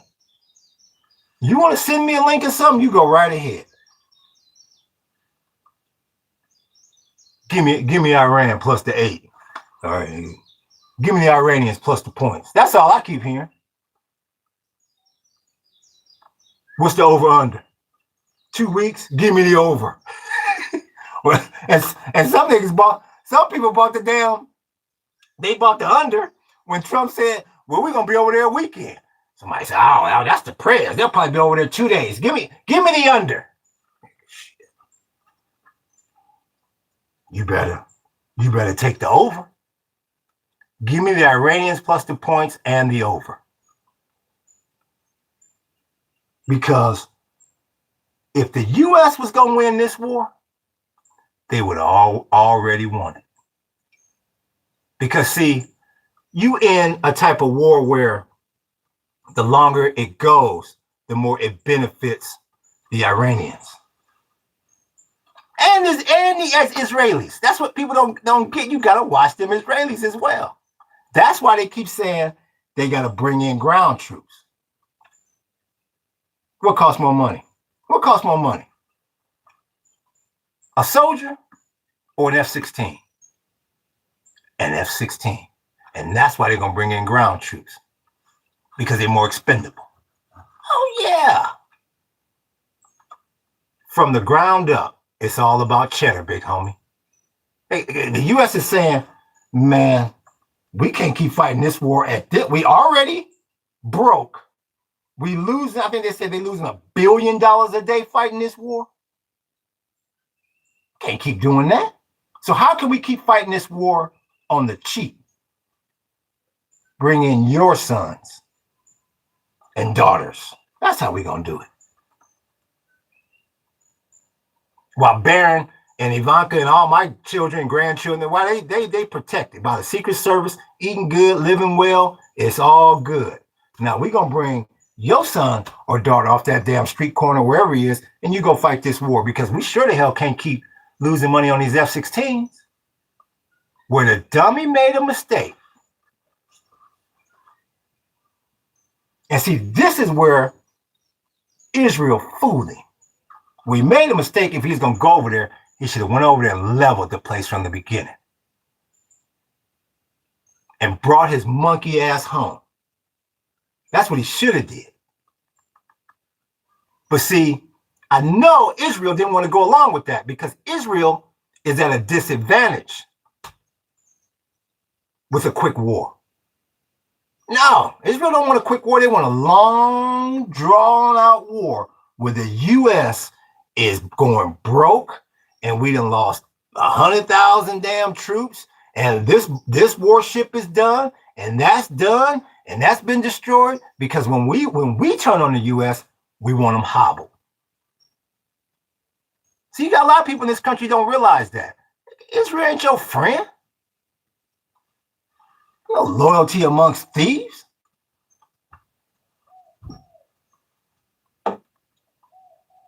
Oh, they love the U.S. being in this war. They want the U.S. in this long, drawn out war, this long, drawn out, ugly ass war. Because the longer the war goes on, they know they got to bring in them ground troops. They want you depleted from your soldiers all the way down to them F-18s or whatever the hell number we up to now. Because when they make their move, they want us crippled. See, Israel could end the war tomorrow. They got nuclear weapons, but they don't want to drop. They don't want to do that. They don't want to drop the bomb. No, for two reasons. International reaction, and that's too quick of a victory, homie. It's just like I always use sports examples. It's just like The Drive. For all y'all old school cats out there. I'm a huge Cleveland Browns fan. It's just like The Drive. Denver versus Cleveland. What was that, 1987? 1986, I believe, AFC Championship game. The Browns scored with about 2 minutes to go. And we in the house all cheering, we're going to the Super Bowl, we going to the Super Bowl. And I'll never forget it. As long as I live. My old man was to the left of me. We all in the living, we going to the Super Bowl. And I looked at my old man, he the biggest Brown fans of us all. I said, ain't you happy? He looked at me with that grown-ass face and said, they scored too quick. It's too fast. Elway drove 98 yards on the ass, converted two fourth downs. Guess who went to the Super Bowl? Oh, yeah. Now, Israel could end this thing in 5 minutes if they wanted to. That is not in their best interest. They want what's going on right now. Refueling planes falling out of the sky. They love all that. Because they gonna make their move on the U.S. next. That's why I keep saying. That's why the title of this program is the downing of the U.S. Whatever the hell I put. The downfall of the U.S. That's exactly what this is. Now, you can't beat Iran.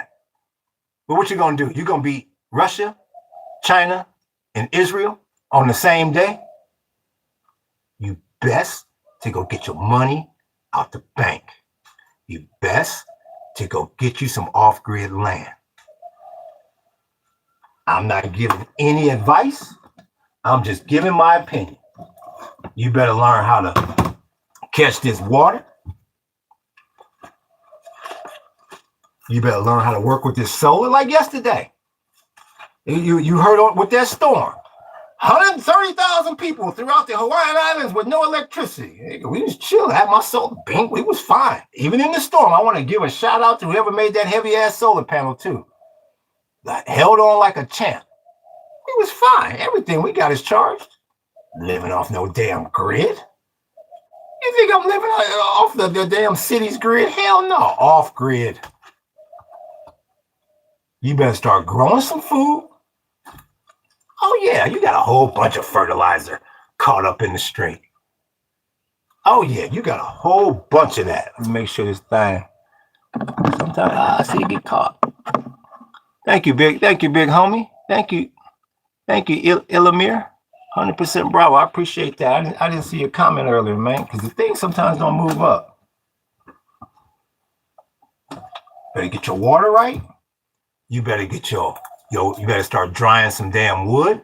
Oh, yeah, all y'all. Oh, I've got a camping stove. I'm ready. Yeah. When propane is $50 damn a damn for them little green, whatever size them little liters are, or whatever. Like, damn, it was $300 to cook 2 meals. If they got it in stock. If they got it in stock. So that's all I can tell y'all, man. It's about to get. It's about to be all to the bad. And I'm an optimist.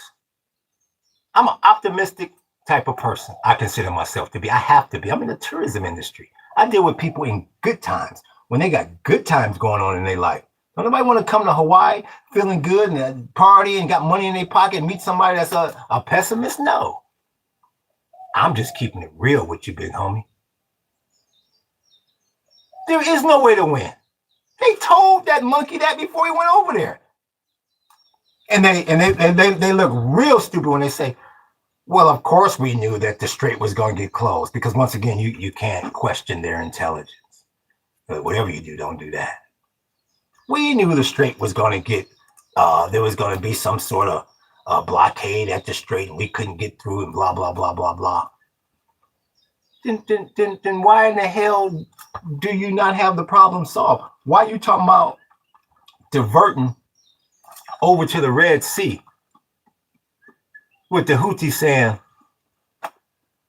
come on in, big homie. We see you. Come on in. The same Houthis that your boy Jack Daniels supposedly took care of back in June.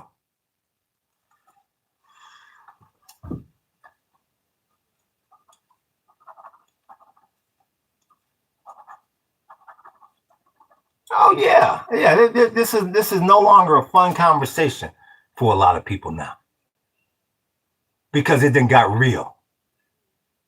Them little suburbs that you living in, them the first place they going if there's a problem in this country.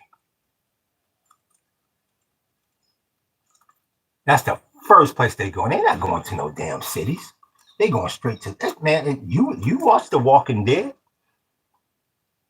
You seen The Walking Dead? Them first few episodes where they had the cities all, where they had the suburbs all transformed, and they had all kind of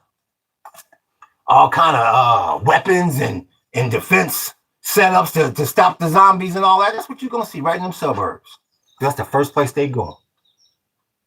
If you got a crib, you better find you an off-grid property, a place that you can grow some food, a place that you can start catching water. And if you live in I think it's in California or something like that, they said it's illegal to catch water.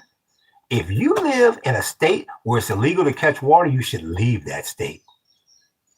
Because whoever in the hell said that is out of their damn mind. It's telling you, well, I don't care if you live or die.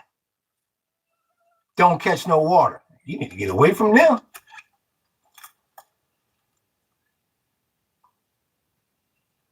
And not only catching that water, you better learn how to purify it. Because it's a lot easier than a lot of people think. Yeah, they gonna tell you to go out and buy this big ass Brita filter, and you need to do this and buy that and send it through this chamber and let it wash in this. You ain't got to do all that. No.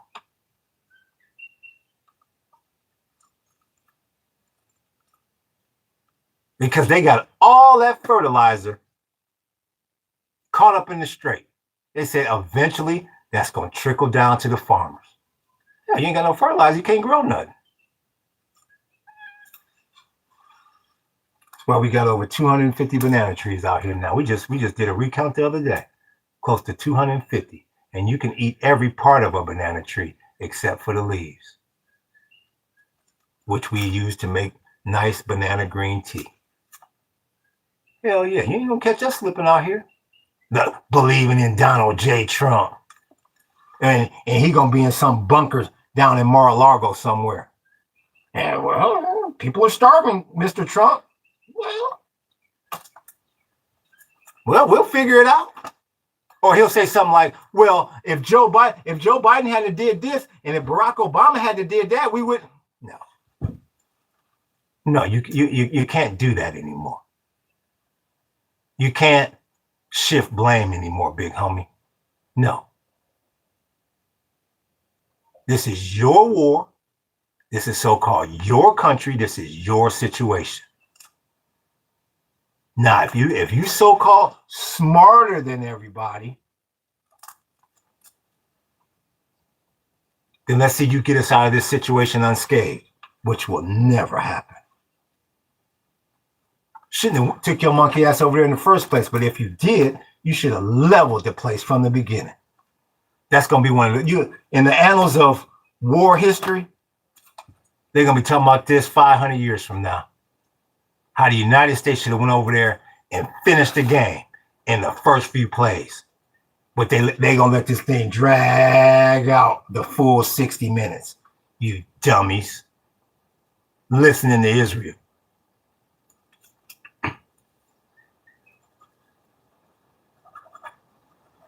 You better go get your money, man. Look, I hear a little breeze. And then nigga get scared. Now I hear any sort of breeze. Like, hey, is that monster coming back? Man, I'm telling you, that wind. Man, I was reading stories. You got locals around here. They on Hawaii News Now. Some of them people was quote that live here their whole life. They said, "Man, I ain't never seen a storm like that. Never." But I want to give a shout out to Hawaii News Now. They warned everybody. They said this one gonna be powerful, big homie. They show some charts and all that. They said the power in this storm is immense, and I hope to never experience anything like that again. So, like I said, hopefully you got a plan. I think everybody should have a plan as far as what number are you gonna let some of these equities, are you gonna let some of these investments get to before you decide to really make a move? And like I said, making a move is not going into cash or putting your money into gold. What you gonna do to get that? See, it's still a little windy out there. I thought this was over. What the hell? I don't want to see no wind. Like, I don't need to see no wind for the next 20 years. Just a little breeze, nigga, look good. But yeah, you got to have a plan, big homie. And I kid you not. You better have a plan in case you get a Red Dawn situation over here. You saw what they did in Red Dawn? They went right up into the mountains. They went right up into the mountains. The last place you want to be is in some suburban house where you ain't got no ability to catch any water. You ain't started their crop. And your front door is 10 feet from the damn street. That's going to be the worst situation to be in. Like I said, I really do hope I'm wrong. The last thing I want to do is be at 56 years old. We got our land here in Hawaii. We doing well, ready to basically, we can ride this out to retirement. The last thing I want to do is look at my wife and say, "You got that M16 ready? Because we got to go out here and defend this against them damn Ruskies that just flew out of the sky." I ain't trying to live like that.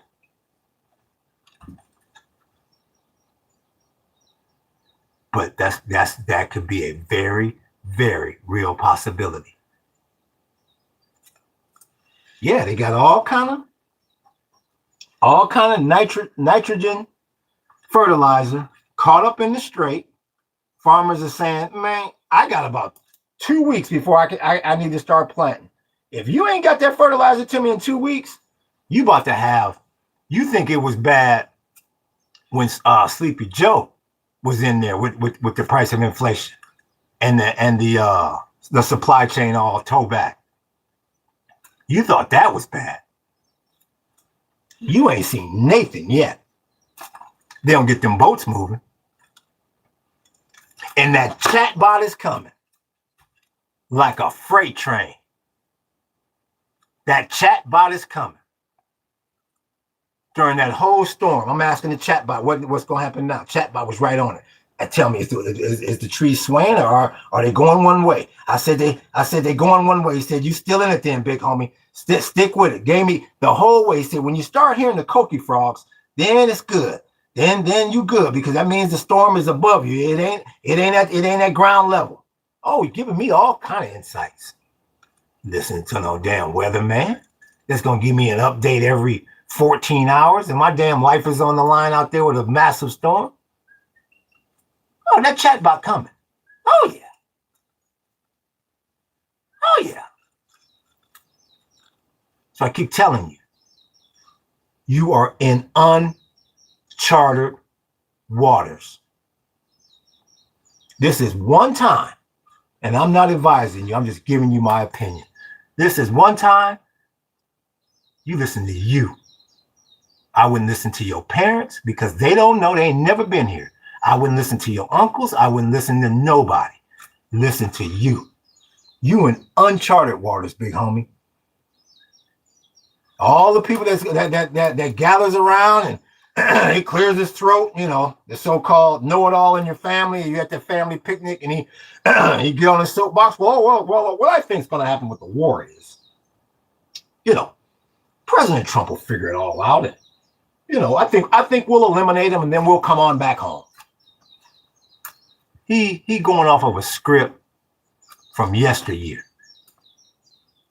Same way I don't know, the same way he don't know. This is uncharted waters. You wait till they come out with that next jobs number. Because that last one was a damn debacle. I wouldn't get too comfortable on any of these jobs. And you got people going out there getting into big ass overpriced mortgages, big ass overpriced car notes. Hells no. Not in this environment. Hell yeah, I could easily walk down to any damn dealership in Hawaii and say, yeah, man, give me this. I got land for collateral. I got income coming. Give me that. Yeah, man, give me that 5 Series, big homie. For what? For what?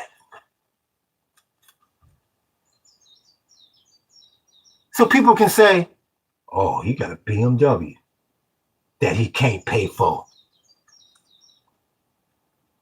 I keep telling y'all, them days are over. And I feel sorry for the young generation because my generation, my parents' generation, we was able to floss like that. The times was much different. It was a more stable world out there. Yeah, we could go floss and monkey around. Hey, look at me. Whoop, whoop, whoop, whoop, whoop. Extend yourself because you could always go get a job. I'm telling you. When I was I was probably like in my 30s at the time. Man, I'm talking about good jobs with big corporations. Man, I would just quit and say, I'm not going to look for a job because I'm going to get one too fast. I want to chill for a minute. Work them jobs 2-3 years. Like, man, I want to go get another. I want to work for somebody else. You would think you would get another job first and then quit. The times were so different back then. Man, I quit a job, chill at the house 4-5 months. I'm like, all right. And my brothers would tell you the same thing. They would do the same thing. I'd be like, man, I guess I'm going back now. He like, yeah, I'm going back too. Man, you put that damn resume in the Monster. That's when Monster.com was the spot, was the Indeed. Man, that phone would literally start ringing. Day 2, 3 days later. When can you come in for an interview? When can you come in? And like I said, this ain't no working at some little rinky-dink whatever. No, this is corporate jobs. Fortune 500 jobs. Fortune 500 company jobs. Big corporations. Them days over, big homie. Them days over. And whatever job you got now, I hope it is secure. But I wouldn't bank on it. I wouldn't bank on it, not even a little bit. Even if you got a job, you better figure out something to do on the side. My wife and I, we started over here in a tent. In a tent, big homie. And yeah, some of y'all, well, what the hell is wrong with that? Ain't nothing wrong with it. I appreciate that like, big homie. Ain't nothing wrong with it if you in a damn state park on the 4th of July weekend. There's nothing wrong with it. You sitting that monkey for 3, 4, 5, 6 months while you got to figure out a way to build something over here and clear this land and try to figure out a way to make money over here. So like I said, we got blindsided and luckily we had a place to run to. I'm in the tourism industry over in Waikiki, in the most beautiful paradise there ever could be, thinking that, hell, my life is fine. I'm making great paper over here. I'm chilling. And guess what knocked at the door one day? Who is it? The health crisis. You know, we're not supposed to say the word, you know, that word on here. I'm the health crisis. You the who? It's the health crisis, you monkey. Let my ass in, I'm going to kick you in the door. Shh. You talk about a nigga going from sugar to shit like that. Got to come on. This is all shutting down. I used to go out there and sell to them Australians and laugh with that. Nice one. Look at y'all. Chill. Where y'all from? Oh, from Colombia. Okay, yeah. Sign you up when y'all want to go. Oh, whoopty whoop whoop. Oh, yeah. Oh, y'all want to go? Y'all going over to the walls to do a little boogie boarding and whatnot? I'll be over there. I'll be home by noon. Oh, good times. You go from that to we shutting it all down, big homie. Like I said, I work for a little independent company. It wasn't like, okay, well, we're going to give you a 6-month severance and, you know, we're going to give you this bonus to make sure you're okay and blah, blah, blah, blah, blah, so we can get through this thing. No, niggas came to me and said, the tour is done. We ain't going out no more because they shutting the island down for the most part. Like that, it came to an abrupt halt. That's how fast your life can flip. And luckily, we had a place to run to. For some of y'all that's been on here before and heard this story, I apologize, but I like to tell it for the people that haven't heard it. We in that weekly apartment. We paying by the week in Waikiki. And they come on the screen, on the TV saying all short-term rentals must end. We ain't got, and you remember how them stimulus checks was. Well, some people got them, some people don't.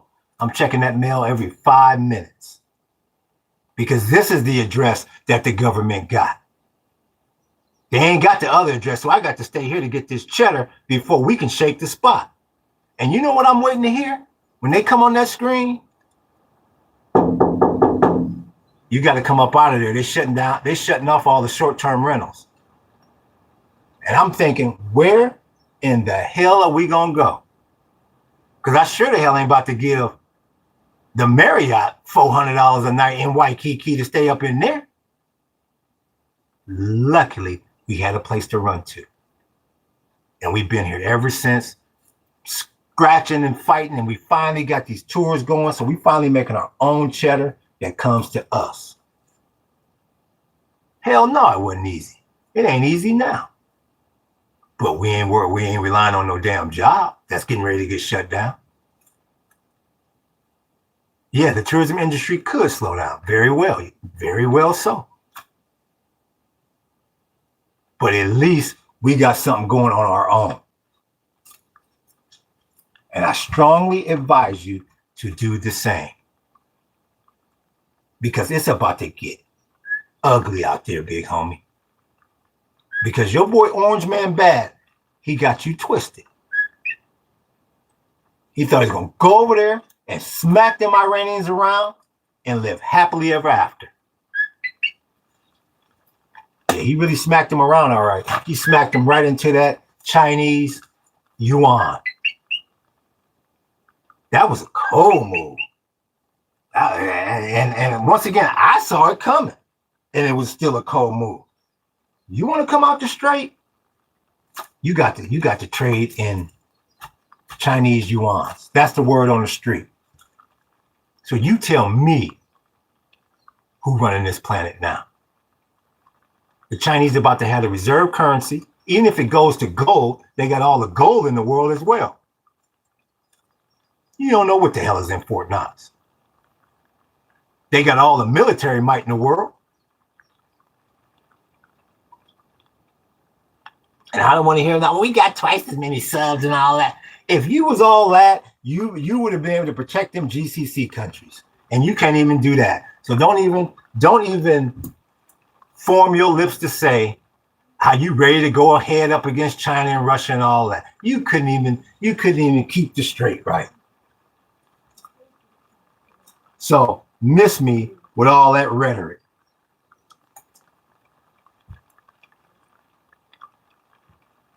You got a crib or something, you better get you some land, man. You better get you somewhere where you can create some sort of environment for yourself. Because a lot of people are going to be just like us in the future. We only leave, like I say, once every 6 to 8 weeks. And I like to get it to where it's once every 3 months. Do we feel like we in a prison? Hell no. We got 3 acres here, and we've only seen one of the 3 acres. This 1 acre keeps us occupied enough, and we still got 2 more acres we got to get to.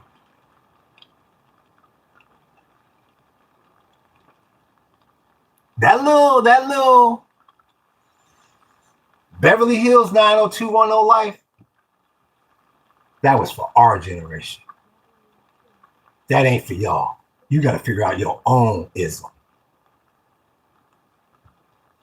Because Orange Man Bad got you in a bad spot, big homie.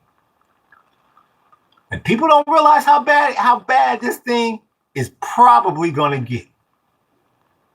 Man, I mean, even the fact that them Iranians is even whispering about a new trading partner. That's what I'm saying. And that's what the Irishman just told you. He finally met an American that knows what the hell he's talking about. That ain't my words, that's his words. That's conscious. And there's some people out there that have no idea how fast this thing could fall, and probably will fall. You let them petrodollars dry up.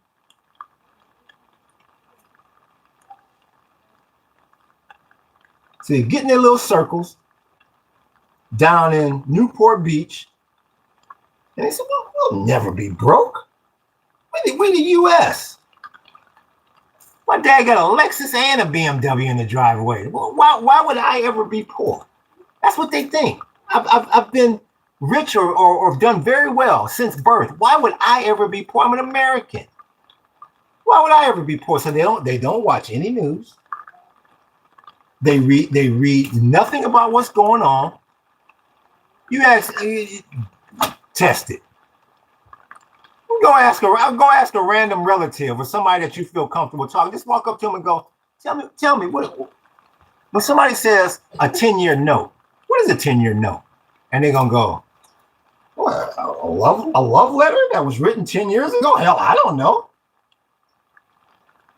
The thing that's keeping this country completely propped up.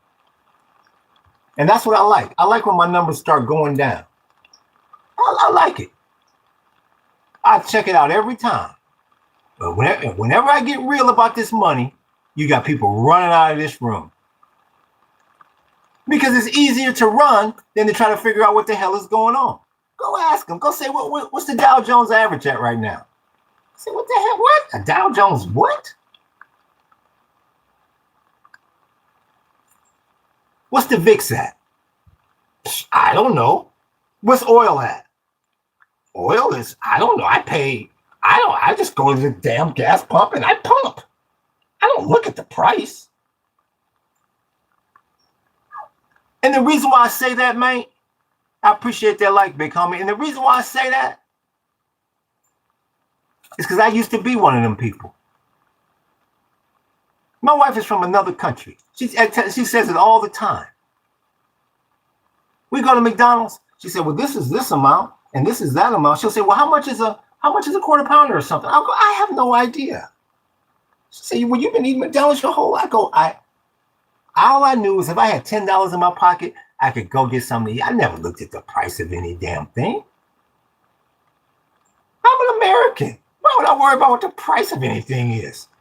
Shit, you think I live like that now? Shit, Big Mac is $7.45. Well, if you add the tax, that'll almost get you to $8, and the damn drink is $1.50. Oh, they put that up to $2, and with taxes, that's gonna be $2.20. Well, I can tell you everything now. Now that I had my ass handed to me a couple times financially. Oh yeah. Oh yeah. Real talk, big homie. You better get off grid. Ain't nobody gonna save you. 130,000 people wondering when their power gonna come back on, relying on the damn government to provide them with everything. You out of your damn mind. This is 2026. They'll shut this motherfucker down, I'm telling you. Or they'll have it so high, they'll have the price of everything so high, you wish they did shut it down. But you got some people living in some suburban house or some downtown apartment, paying them utility bills. Well, I've been paying for this long. They've always been on. Yeah, okay. Until they're not. And you have no other option. See, that's the one thing I can't say for us. Even if someday we got too old to take care of this land or whatever, and we did move back to the city or whatever like that, see, at least I know when I go to sleep at night, if it gets bad enough, I know how to survive without no damn, without your nat gas, without your high ass electricity, without your BS water, no telling what damn pipes, no telling what's in them damn pipes. Now that we catch our own water and I know where my water comes from and what's in my water, what's not in my water, man, I look at like faucet water. I'm like, nigga, what is all in these? Don't tell them where this water came from. Don't tell them what chemicals is in this water. When you go for yourself, you will be shocked at how bad you've been cheating yourself. You will realize that you've been cheated beyond imagination.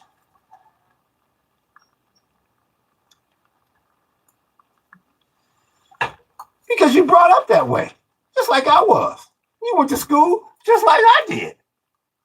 And I don't know what school you went to, but every school I went to, and I got a master's degree. Ain't nobody ever taught me how to teach. And nobody taught me how to catch Nathan. Ain't nobody told me how to hook up their solar panel. Yeah, I remember 7th grade home economics. We was on a gas stove. You think they gonna have us out there and show us how to cut up wood and make sure it's dry enough? And this is how you start the wood. And you want to use very little this, very little that? Hell no. So you figure, well, I never was taught that in school, so I probably don't need it. All the crap you was taught in school, you don't need. I don't give a damn about no Christopher Columbus. How in the hell is Christopher Columbus helping you to this day? How is learning about Christopher Columbus helping you today in this war? The system is set up for you to have to rely on them. It's set up that way. They want it that way. Oh, and I like that. I like the people that take their lights back. So I had another light up there, and then somebody took it back. I don't like it. Just I get a kick out of that. You taught that, and that's why you in the downfall of America. You look at them Iranians living up in them hills. What team you gonna be on when the shit hits the fan? A bunch of spoiled brats living in the suburbs, or some people that know how to make it on their own? I know who I'm riding with. Ain't grown near fruit tree, don't know how to grow near fruit or vegetable. And be the main one up in Walmart, shopping cart full of food. Main one. They cut that off. You asked out. And the reason why I'm not going to feel sorry for anybody is because they've already warned you with that EBT crisis. They've already warned you. This could go left real fast, big homie.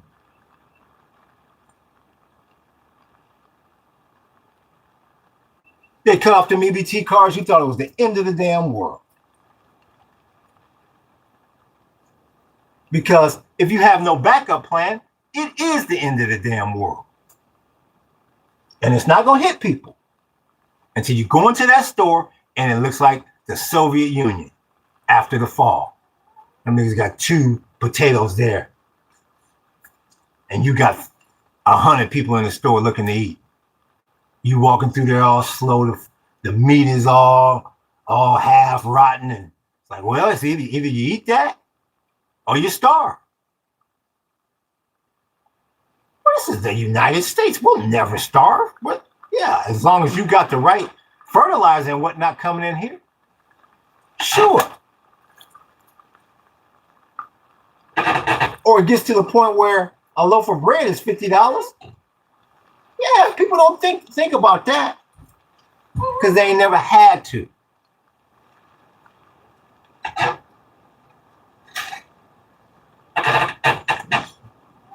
Shit, little wind picking up. It did say it was gonna be a little breezy today. You know what? It can be anything as long as it never turns into what happened last night. You can rain, you can snow, sleet, hail, you can do whatever. I don't never want to see that wind again like that. That's why my little chicken was squawking right now. She don't want to hear that wind either. Yeah, man, that was traumatic. You better start thinking about you and stop relying on the damn job. Job don't care about you.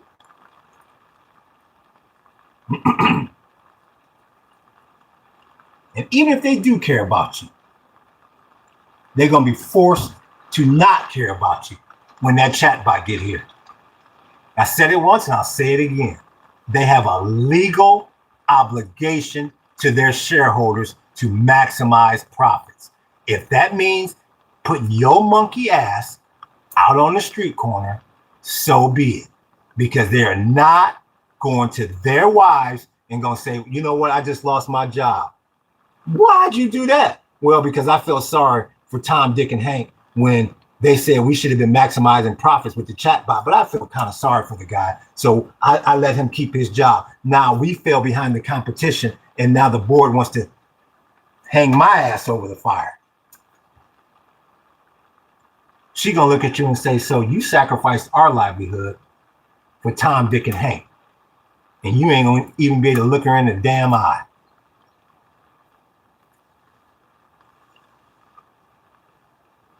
So I keep telling you, they're gonna have to bring in this chatbot. And it ain't got nothing to do with, I don't like AI. Well, AI, I don't know, that's the devil. And I don't, that takes jobs away from people.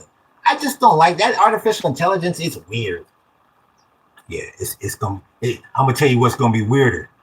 When your ass is used to getting that direct deposit every 2 weeks, and then you look up one day and you're hitting that button, and it's like, damn, I'm really not getting paid anymore. And like I said, you go to that Indeed website. Well, I've got credentials. I've got a resume. I've got connections. And you go to that damn Indeed page, and it looks like that early Google page when they first started. Where it was just that little ass logo and that little ass search box, and everything else was all white. So I was like, nigga, where'd all the jobs go? Oh, the chatbot took all that, big homie. They have a legal obligation to their shareholders to maximize profits. Their goal is to get rid of anything that is reducing profits. And that means paying employees. If I can create this product for 100,000 and it used to cost me 10 million, what team you gonna be on? So I don't care how smart you are. I don't care what your resume looks like. I don't care who you know. No job is safe. And this was true in the olden times, let alone now. That was true before the chatbot. They could get rid of you at any time before that. Good economy or bad economy. Now you bring in this chatbot, and we at war, and we $100 trillion in debt, and the Chinese yuan is about to be the reserve currency, and you ain't got no friends no more throughout the world. Everybody keeps saying, I don't want no U.S. bases over. Them Iranians said, if you dealing with the U.S., them Iranians came cold. They came like La Cosa Nostra. If you even dealing with the U.S. No, it used to be, well, as long as you don't attack us, you good. Now it's, you bet not attack us, and you bet not talk to that fool across the street neither. And the world is listening because they got that black gold over there, see? They controlling what goes through that strait, see?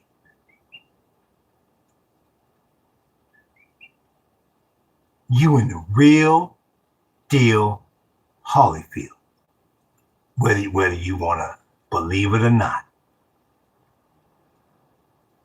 I don't care how much money you got. I don't care how much money your daddy got. I don't care how much money your great granddaddy got or your granddaddy got. The way they got this set up,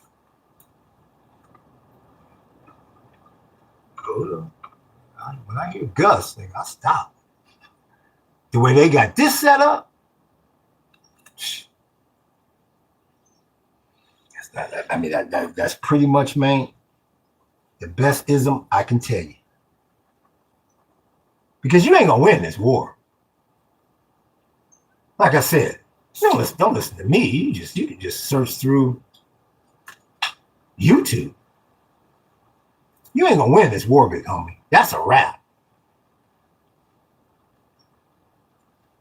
At best, you better hope you get a piece of whatever revenue they exchanging oil for.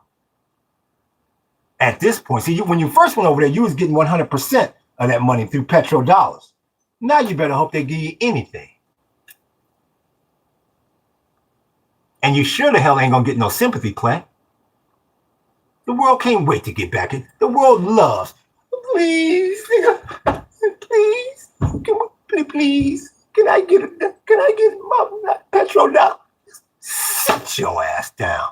As mean as you've been to everybody through the annals of history.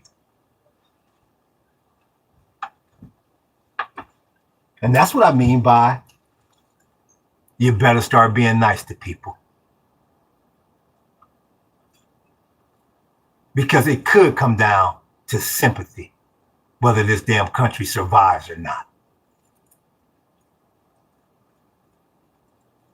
And the way this country has treated the world, the way this country has treated its own, you ain't getting no sympathy, big homie. Like Malcolm X said, the chickens have come home to roost. And maybe it's just fate. Sometimes I think that maybe it's just fate. Maybe they put that idiot in there, Orange Man Bad, because it's destiny that this country crumbles under a leader like that. And that's exactly what's happening. All because they didn't want to put a black woman in there, which was stupid as hell. And I stress black and I stress woman, because they didn't put Hillary in there because she was a woman. You dumb monkeys. Was by far the most qualified candidate for that position. Well, he's better than Hillary. What makes you say that? That's all you heard. Well, he's better than Hillary. What made him better than Hillary? And that's the thing about it. That's where the rhetoric was stopped. Not he's better than Hillary because X, Y, and Z. Well, he's better than her. They just didn't want to see some chick running this country.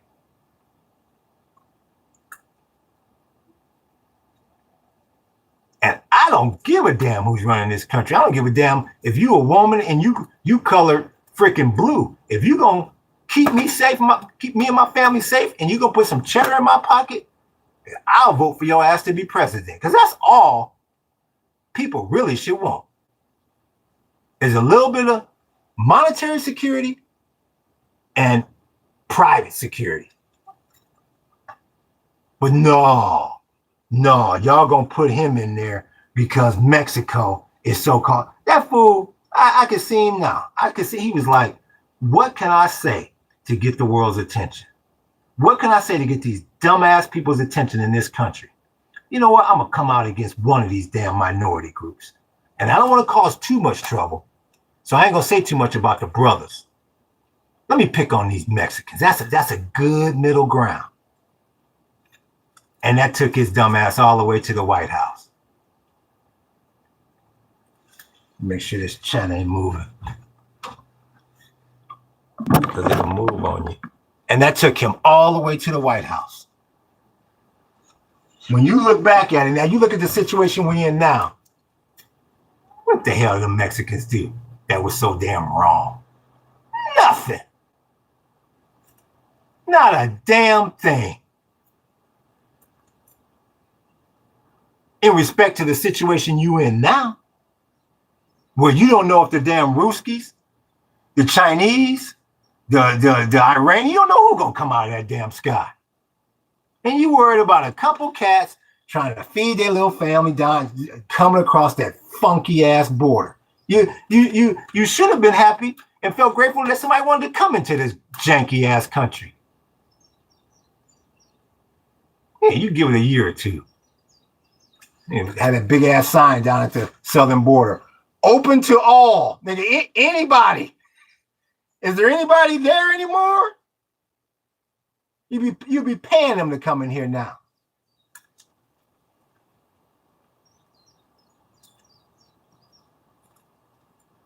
You got 3 more years with that monkey. And he tried to run that drag that he was going to go for a 3rd term.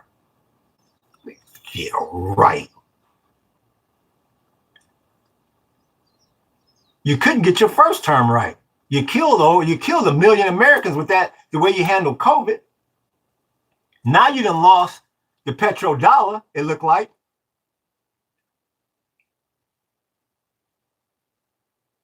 What we're going to do, put you in there for a 3rd loss? No, it don't work that way. Just like when that manager walk out to that mound after you done gave up 3 home runs and you don't say nothing. You just give up the ball and you hit the damn showers. And he thought he was going to run some drag. He's going to have world chaos to where I'm going to make it to where we ain't got no elections and it can't be no midterms and blah, blah. Man, we passed all that, big homie. No, there will be a midterms and the Democrats will win. There will be a national election in 2028 and the Democrats will win. Ain't nobody going into no damn poorhouse because of you.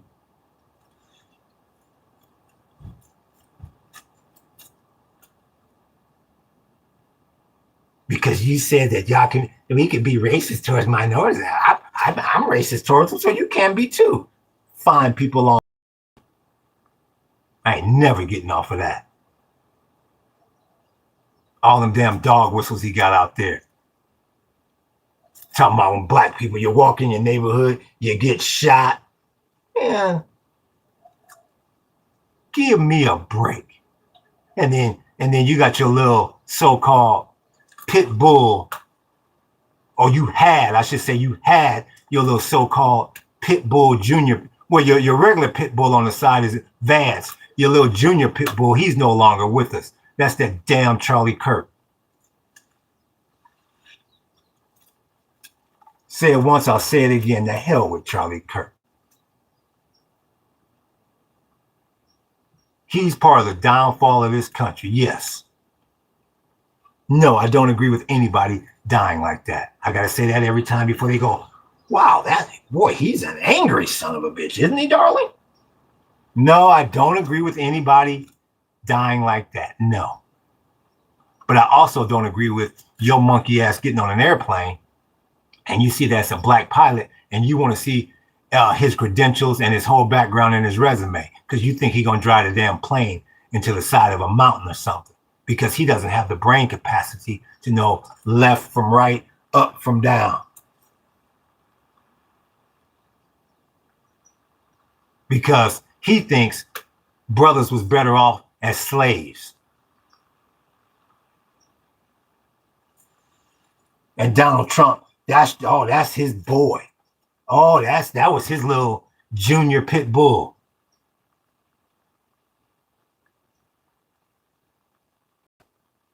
The hell with Charlie Kirk. He wanna see the pilot's credentials. Nigga, well, the next flight is in 20 minutes. Take your ass back to the counter. If you don't trust that I can fly this plane, you monkey, then you look at that pilot's credentials and they wrap circles around his. And like I said in the past, and I'll say it again, you got some people out there that's whispering, well, they had to give him those degrees. Well, you know, they have to give a certain amount of those people a degree. Or whether they earn them or not. No, it doesn't matter. They have to give a certain amount. Now, us, we earn everything we have. We earn our degrees. Them, they get a lot of stuff handed to them. It's kind of like an EBT for college. It's like that. Oh, yeah. That's what they think. That's what they go. That's the little whisper behind closed doors.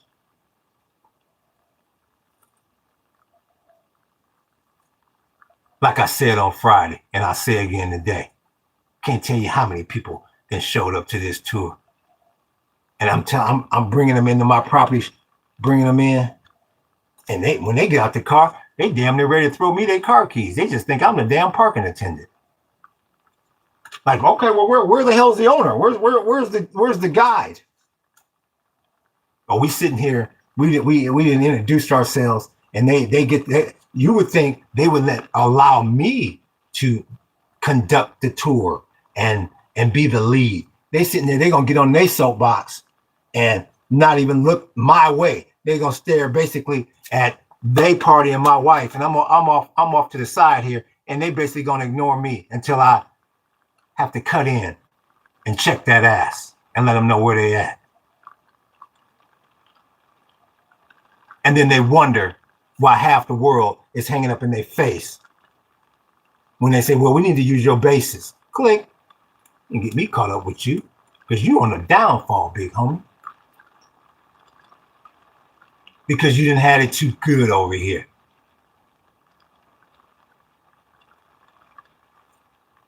Gotta fight for respect on your own damn property. Or the ones that drive up and go, whose property is this? As if to say, well, nigga, it couldn't be yours.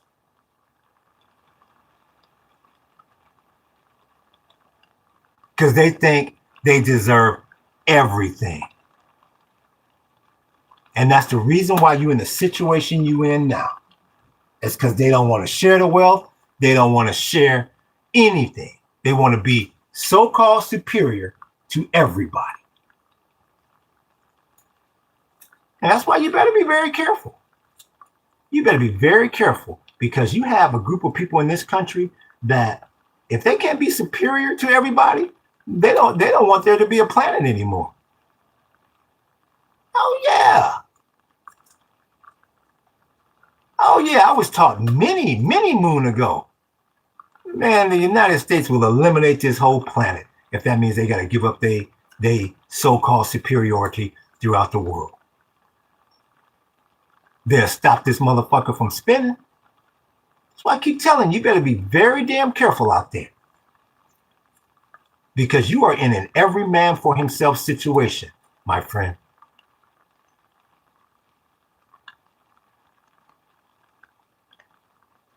And it's just like the Titanic. It's just like the Titanic. Y'all saw the movie The Titanic? Oh shit, it's all gravy when the damn thing is taking off. Oh, we going to America. Ah, yeah. It's all fun and fucking games. Oh, yeah. But when that ship started going down, you had grown-ass men saying, I don't care. Women, children, I'm not about to freeze in that damn water. You just have to call me a coward. But I'm getting off this ship. And that's what you're about to have now. Always remember, ain't no loyalty amongst thieves. And in this country that's built on fraud, built on slavery, built on oppression, built on hanging the dollar over other people's head, built on seditiousness, you think somebody gonna have your back? Ain't no loyalty amongst thieves. If you remember that, you'll be fine. And you'll go get your cheddar out that damn bank. Yeah, it's a crazy thought. Having to bury your cash or put it in somewhere in a safe that can't nobody find. Yeah, it's a scary ass thought. But I'm gonna give you a scarier thought. When you go to that bank and ain't no money in there, and you look at your watch and you say, it's 2026 and I've been building this account for the last 25 years of my life, and ain't Nathan in there? You mean like you don't have any of my money? Well, sir, well, we don't want to, I don't want to say we don't have your money. We just can't guarantee the deposits that you have put in there. In other words, you telling me in some bullshit ass corporate way, you don't have my motherfucking money. Well, to put it bluntly, sir, well, no, we don't have your motherfucking money. Yeah. It's going to go down just like that.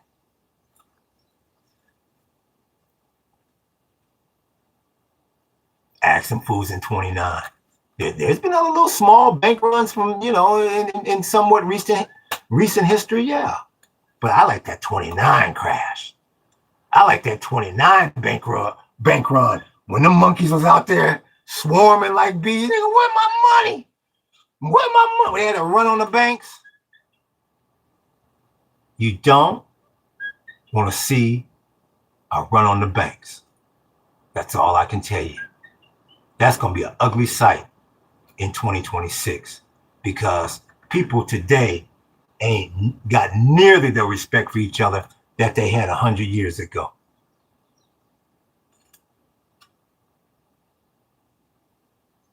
Popo gonna be lined up out there escorting you fools in. You got 30 seconds, sir, to go up there and get your money and get out. There ain't no arguing, ain't no question. If they ain't got your money, you need to come up out of there.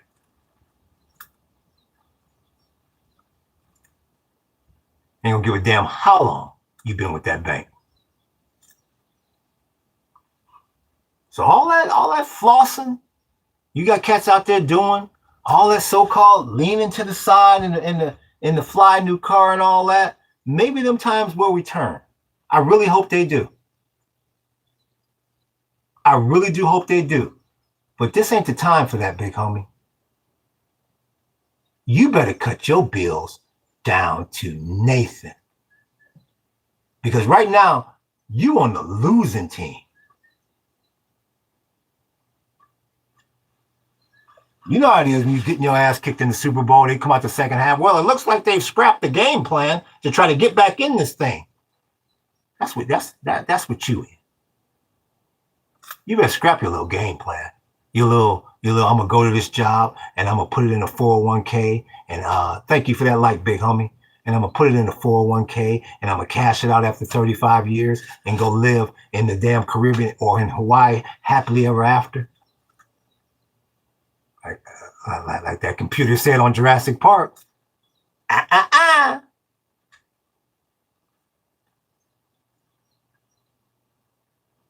You got to play your game. You can't play 1920 style football in 2026. You go out there and get your ass kicked. You better play your game. And the new game that's getting ready to be formed is the off grid. That's going to be the future. Yeah, it was an article the other day. They talking about how all these college grads can't, 30-40% of them can't find a respectable job. Yeah, sure, you can go work at McDonald's. I'm not saying they're working at McDonald's. I'm not knocking nobody's job. I'm just saying you ain't getting the job that you went to college for.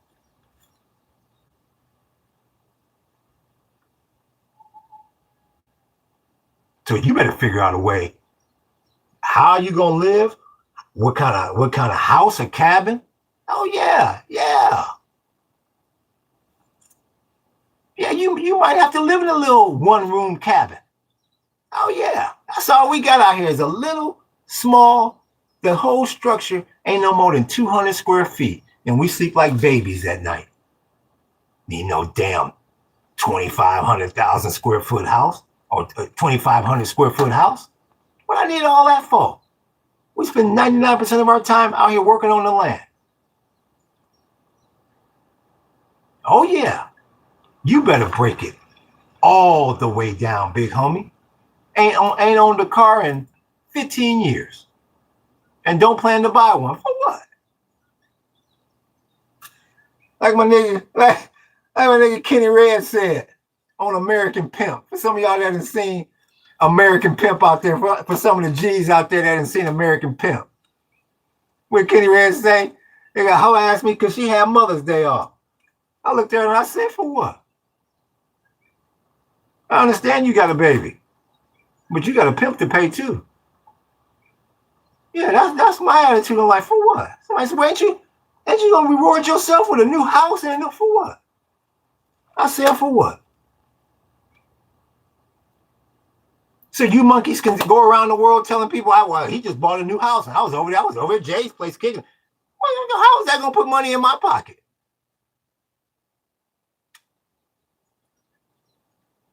No rent, no mortgage, no light bill, no gas bill, no water bill. That's the way we got ours set up. And looking around for some more shit to cut.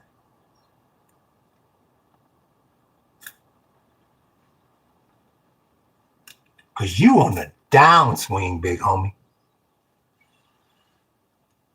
These ain't no damn prosperous times.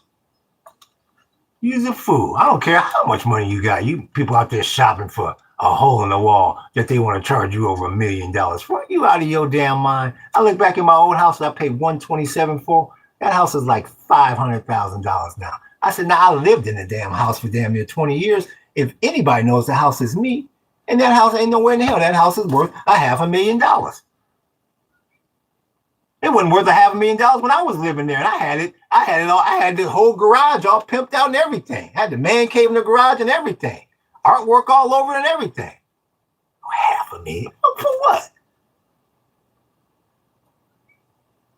For some plywood with stucco slapped on top of some plywood, and you got some 2x4s, and they slap some damn drywall on top of it. I'm supposed to pay you $500,000? What, I look like a damn fool? And that little 200 square foot little cabin I'm talking about we made?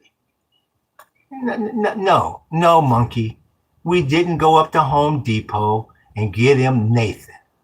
We went around to these damn businesses and said, oh, you don't want them pallets over there in the corner that's just collecting dust? They was like, hell no, take as much as you want. I said, thank you.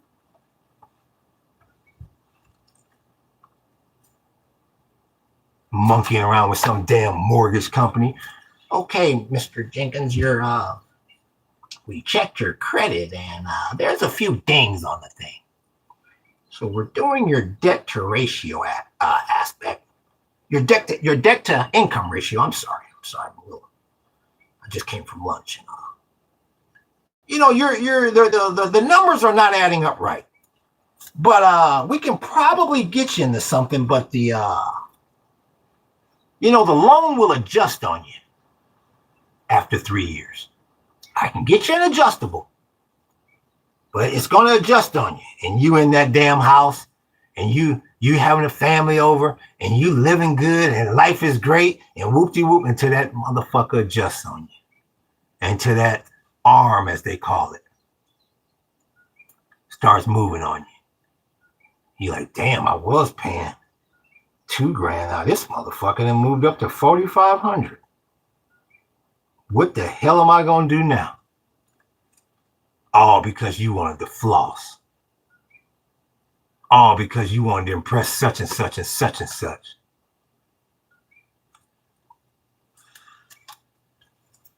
Say it once, I'll say it again. At rock bottom, big homie. At bottom. Rubber meets the road. Shit, we can make it off of $300 a month. And I'm keeping it that way. And that's with my two chatbot subscriptions. Shit, I cut them. I can make it off of $250 a month. Because see, I've been the kind of monkey that's been hanging out there with a house and hanging out there with a car note. And you want to change industries, or you want to do something different with your life, and you can't get out of that house, you can't get out of that car note, guess who's coming to save you? Nobody. They're going to say, let that nigga crumble. I was jealous that he had a damn house anyway. Let him crumble. I was jealous that he was driving a damn BMW anyway. I never told him that to his face, but I'm enjoying seeing that nigga scramble now and try to figure, oh, he had to downgrade to this, or he had to downgrade to that. All I can do is tell you, if you wind up leaving your house or want to sell your house, make sure it's on your terms, not because you extended yourself.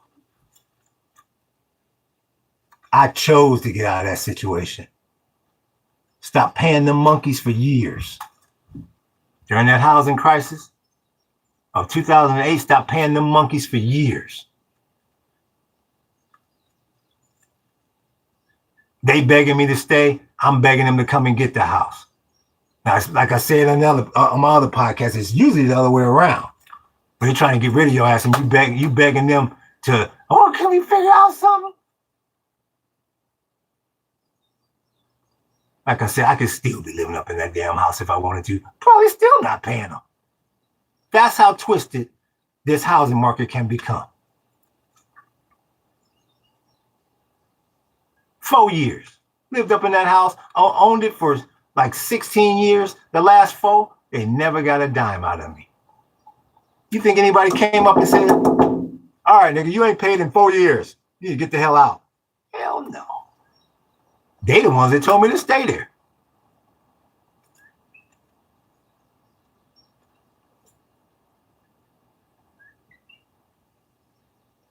That's all I can tell you. You don't want to monkey around with somebody else's money, because that's all it is. People talking, I laugh. Like I said, I'm a former homeowner. So when I hear people from time to time, things that they own, but they still got a mortgage on, nigga, you don't own Nathan. That's the reason why I will never say, never. And it's got nothing to do with a mortgage. This land is paid off. But guess what, big homie? Guess what? You got something called property taxes. See, no matter what you do in this country, you got a business partner for life. You know what his name is? Uncle Sam. Give a damn if you paid off you bought this place cash, or you ain't got a mortgage on. You think you don't pay them property taxes? Get your monkey ass up out of there. What you talking about? It's paid off.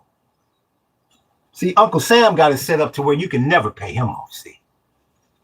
I keep telling you, you're in the most crooked country in the world. But see, you've been taught since the womb, you're in the greatest country in the world. You hear it you hear it in sports, you hear it everywhere. You're in the greatest country in the world. It's the greatest country. It's the greatest country, even though you don't hear it as much anymore. But yeah, you tell a lie long enough, people start to believe it. A la the Nazi Party. That's exactly the drag that they ran. You tell a lie long enough, people will start to believe it. You're in the most crooked country on the planet. And that's why you can't get no help in this damn war. That's why you're going around begging for help. So that's all I can tell you. I have no problems telling you my history. I ain't embarrassed at all. I'm just giving you the real of it, big homie.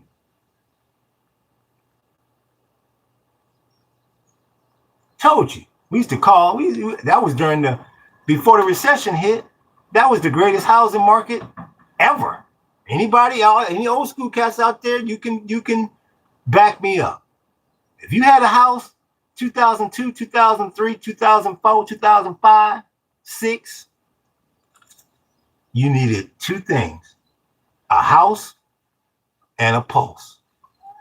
And you can get 50, 60 grand at any time. I knew I could call the bank and in less than 2 weeks, there'd be a check on my doorstep for 40, 50, 60 grand. That's the way they was running up the market. That's the way they was handing out cheddar. It didn't matter what job I had. It's called no docs. You don't need no documentation. We run there. This is good times, big homie. We running this up. How much you want, big homie?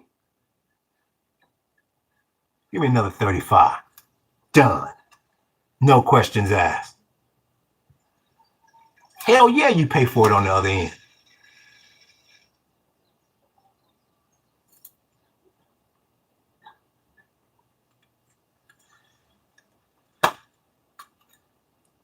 That's all I can tell you, man.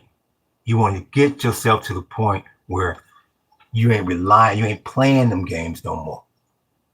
You're not playing around with no mortgage company. You're not trying to refinance and pull money out and all that. I'm telling you, that's for yesteryear. You got a new generation coming up. The new ism is, man, I ain't got no bills. Like they say, the people with no bills are the richest people out right now. I don't give a damn if you living in a damn back barn somewhere. If you ain't got no bills, you a bad motherfucker. You are that big baller. Do not be fooled. Seeing all these people lean into the side, some new car, and they pull up to some new ass house. Them people tossing and turning at night because they leveraged. And they have no control of their life. You ever meet somebody with a nice car, nice house, and you wonder why they're always in a pissed off mood? Nigga, you got everything, G. You got everything. They have nothing. So who is that? Oh, okay, that's an old one. Okay, let me make sure. Okay. They got nothing. They're leveraged. They own nothing. People call in them loans, assed out. And that's basically what's also happening to the U.S. government. I forgot the exact number, but see, they issued all these notes, these 10 years. Them 10 years, some of them 10 years is coming due. Give me my principal. All right, I've been taking your little monkey ass 4%, whatever the yield is. Now I want my principal. The bond done matured. Where's my money? Where's my motherfucking money? They're gonna do the Casper on you. The president is, well, the GCC countries, you know, we don't get the same amount of petrodollars that we used to get. So I'm telling you, you don't want to monkey around with this system that they didn't set up, this leverage system, this borrowing system. Why do you think all these people out here can't wait for Edward Scissorhands to get in there to become the Fed chairman? They can't wait for Edward to start cutting. Like I said on the other podcast, you know how he's going. When Edward finally get confirmed, you're gonna have fools going, go, cut creator, go, cut creator, please cut the record for me. Because they live off of credit. They live off of borrowing. They don't own anything. And you got all these people walking around that got a mortgage, and the first thing they're gonna tell you is, you own this house. You don't own a damn thing. That's the bank's house. They just allow you to stay there. The same way I own this land, but we don't own jack diddly squat.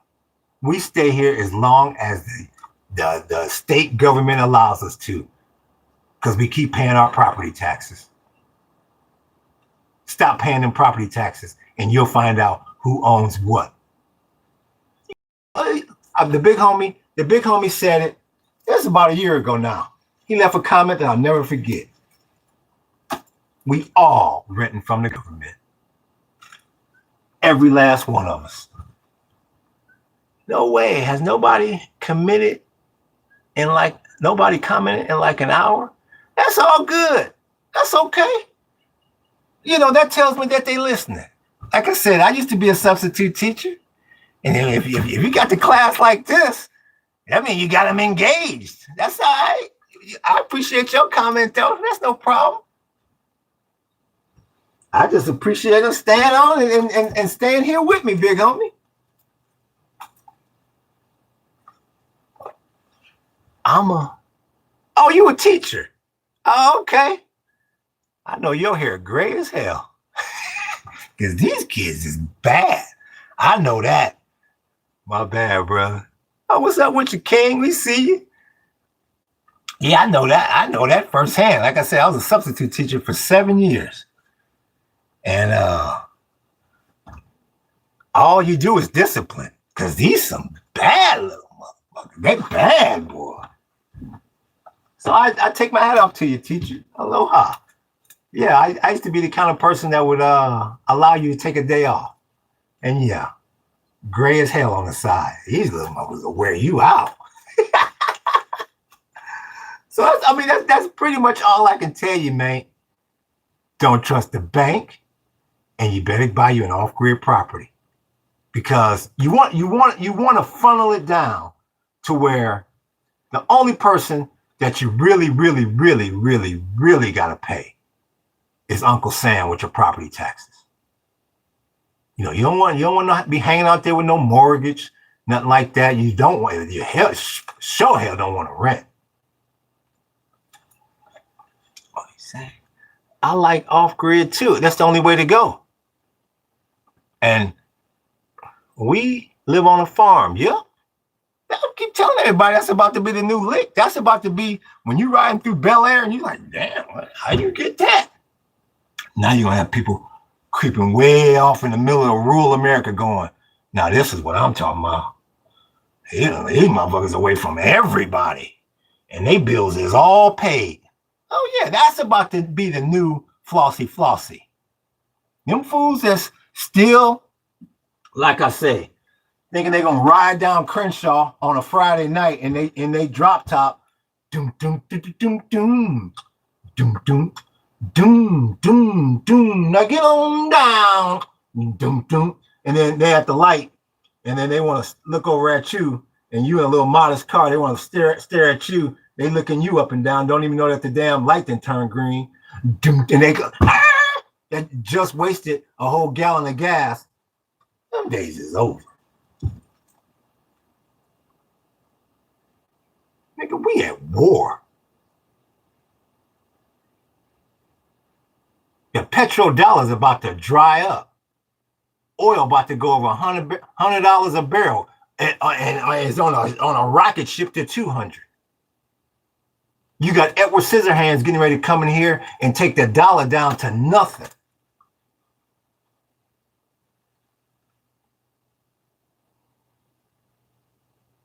You got Orange Man Bad in there. You got Casper up in there. Casper the Friendly Ghost up in there that can't put together a dang sentence when he get his ass called off that interview. You in a new world order, and you are no longer at the top. And you got a whole lot of people in this country that are not going to be able to accept that.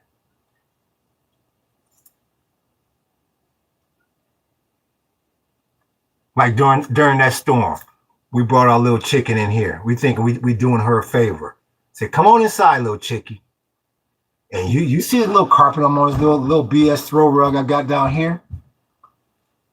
We was like, okay, yeah, we figured she gonna lay down and just be. Nah, man. She was like, man, get me outside. Monkey, I'm a chicken, big homie. This ain't familiar to me. I don't know about this world. Yeah, you got people out there that ain't gonna be able to handle being number two, or maybe having to share the wealth, or might actually need some of these people that they've been dogging for 400 years. Well, how the hell do you walk up to them and like apologize? Because we need them. Well, how do we say sorry? But I need you. They got no clue because they never had to say sorry to anybody.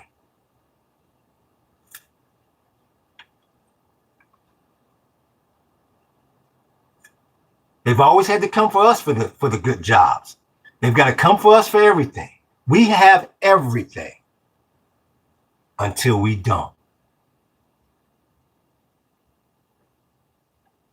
So this is just, as they say, the tip of the iceberg. You're going to have so much, how can I say it? This is the first domino to fall. This war thing, this is just the beginning. You're going to have a whole lot of problems right here on U.S. soil. It's obvious. And I'm not talking about some monkey in some little terrorist cell or whatever. No, I'm talking about your U.S. citizens that's going to say, well, what the hell? I've never had to experience something like this before. You mean to tell me I'm broke and there's no prospects of getting another job?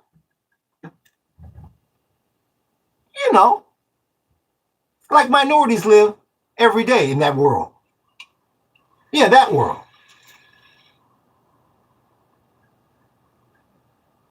That's going to have some people tossing and turning, big homie. And you don't want to be caught up in that world because you're going to have a whole lot of people that's going to be doing all kinds of things that you have never heard of because they in uncharted waters. You want to be able to run to the hills. We set up out here. I'm about to watch this thing tumble from right here. Creep out every now and then if we got to go get some at the little grocery store, whoop-de-whoop-whoop, and bring our asses right back.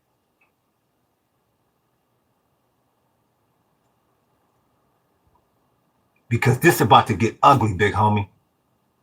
You don't know who the hell is here. You don't know what foreign threat is here. You got all these people from this country. Half the people in this country don't like this country. You got all these mentally ill ass people out here. I mean, and like I said, I'm not here to judge or anything like that. But all at the same time, I live in this world too. And I don't know if some of these mentally ill people, if that's just drag or not. But like I said, I've been alive 56 years and I don't know. And I'm not talking about, well, Mexico has sent us there. No, I'm not talking about no damn Mexico. I'm talking about the United States. Born and raised people from right here. Where in the hell did all this damn mental illness come from? Because it ain't that much dope in the world to be smoked. Where in the, I don't know if they running this drag to get free money or what.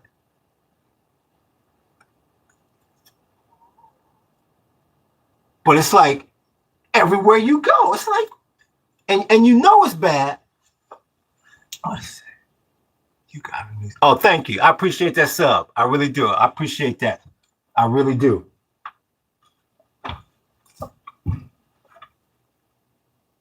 You're in a situation where it's like everywhere you go. It's like, what's wrong with you? And then that's what I was going to say. You know it's bad. It's like I said, 56 years old. I've seen many of people on the streets and blah, blah, blah, blah, blah. When you start having women out there at the rate that you got, you know it's bad. Because, I mean, a chick, man, she can always find somebody to take her in, whether it's her daddy, her brother, some dude that just want to be around a chick. When you got it to the point where people say, yeah, Take your funky ass on. It's one thing that when you see dudes out there dirty, but when you see these chicks out there dirty, that's an ugly sight there, big homie. And that's what's new to me with this whole homeless and mentally ill thing. There's men and women, there's men out there. And does that sound like a country that's on the up or on the down? And that's because the whole system is broke. That little deal, go to school, get a job, stay out of jail, and you'll live happily ever after?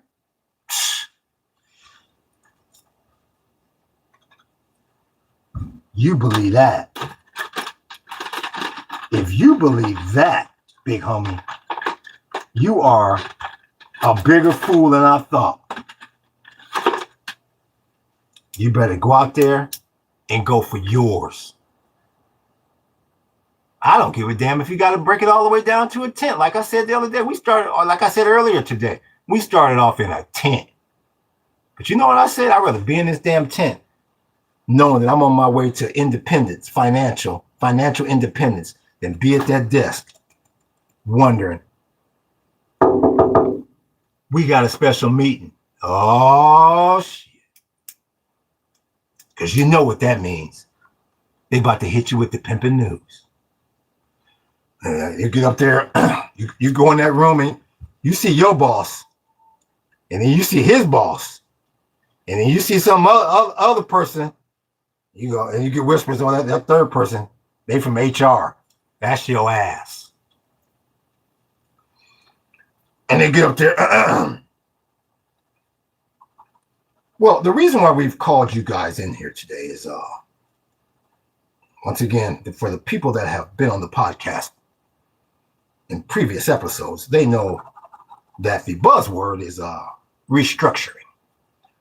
We're going to be doing a little bit of restructuring, and you thinking that they're going to move your ass over to another division or something. You're like, oh, maybe I'm going to get that promotion that I thought. But keep clearing his throat. But it's going to be heavily artificially intelligence driven.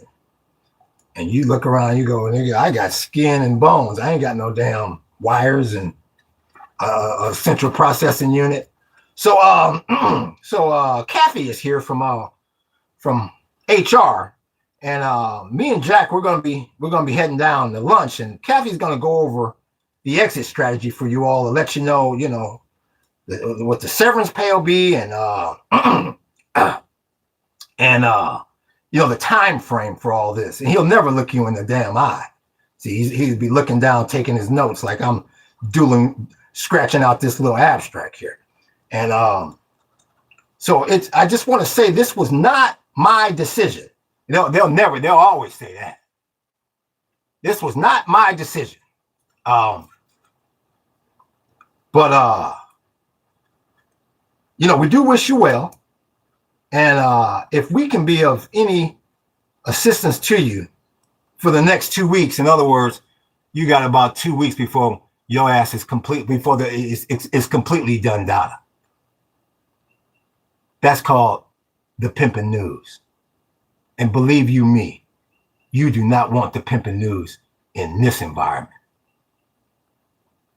And you go to that damn Indeed page, and like I said earlier, it's as white as that early Google search engine page.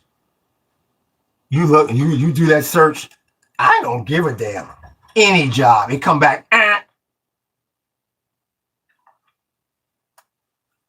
any job, anywhere. Like I said earlier in that other podcast, they gonna have that, since your boys in 1600, they so damn obsessed with Greenland. They gonna say, oh, wait, they got that one little spot out there in that boat in Greenland, where you get 30 minutes of light every 6 years. You get 30 minutes of daylight every 6 years, and you working in 27 below every damn night. The job that the chatbot didn't even want, yeah, we got that available for you.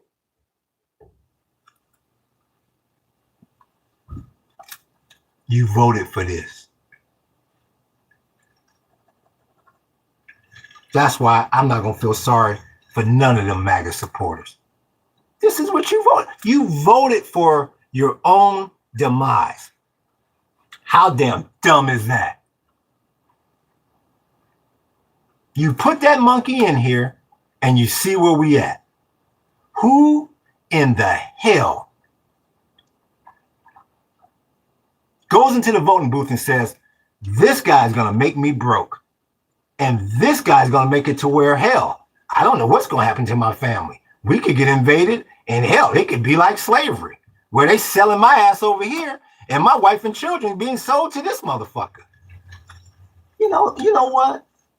That's the guy I want to put in there. A guy that's going to make something like that happen.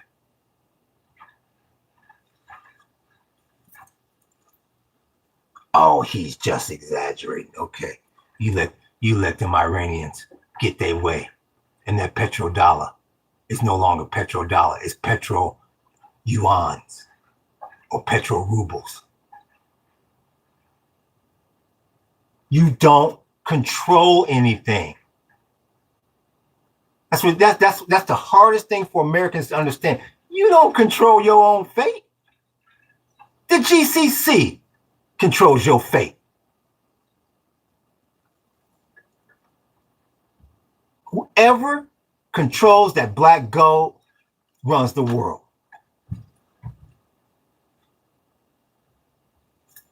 And they talking about giving it over to the Chinese because the big bad bully on the block couldn't handle little Iran.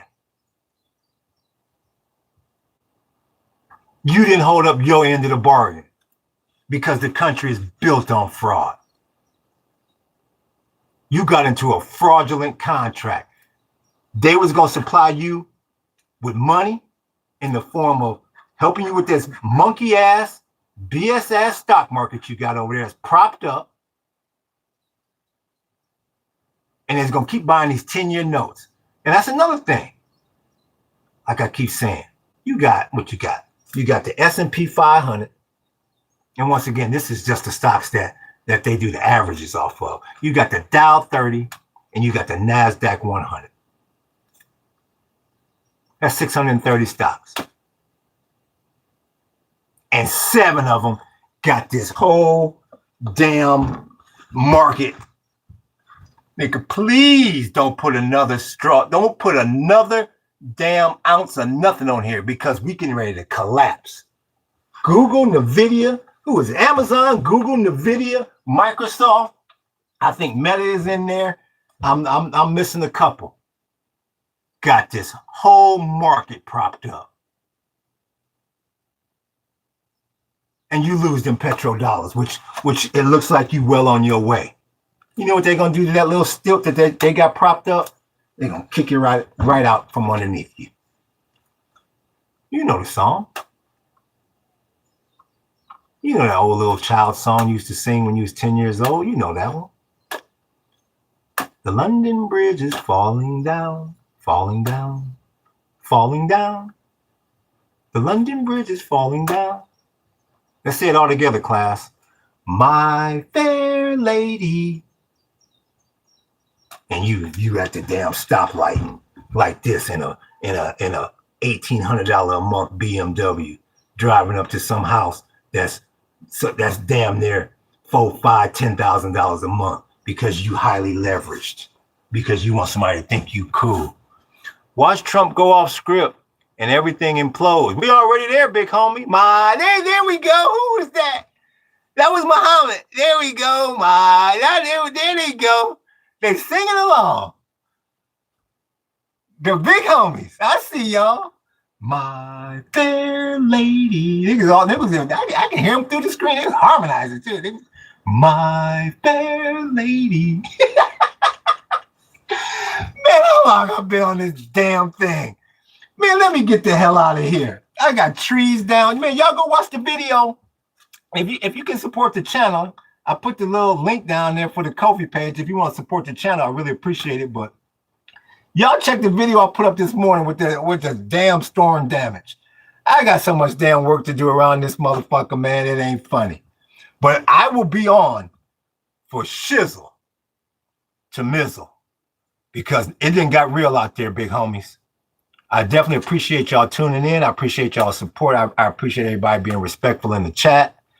But like I said, if you can't do nothing else, start planning on trying to get you some sort of off-grid property. And you don't need acres. You don't need acres, man. That's something else I realized. You don't need no damn acres. Thumbs up. Thank you. I appreciate it. Yeah, you don't need acres of land. You just need your little plot. Try to grow you something. And like I said, man, if you can, go get your money out that bank. I appreciate that like. Y'all hit that like button. Y'all hit the sub button. Y'all hit that follow button and hit that notification button. We coming back at you. Aloha and mahalo.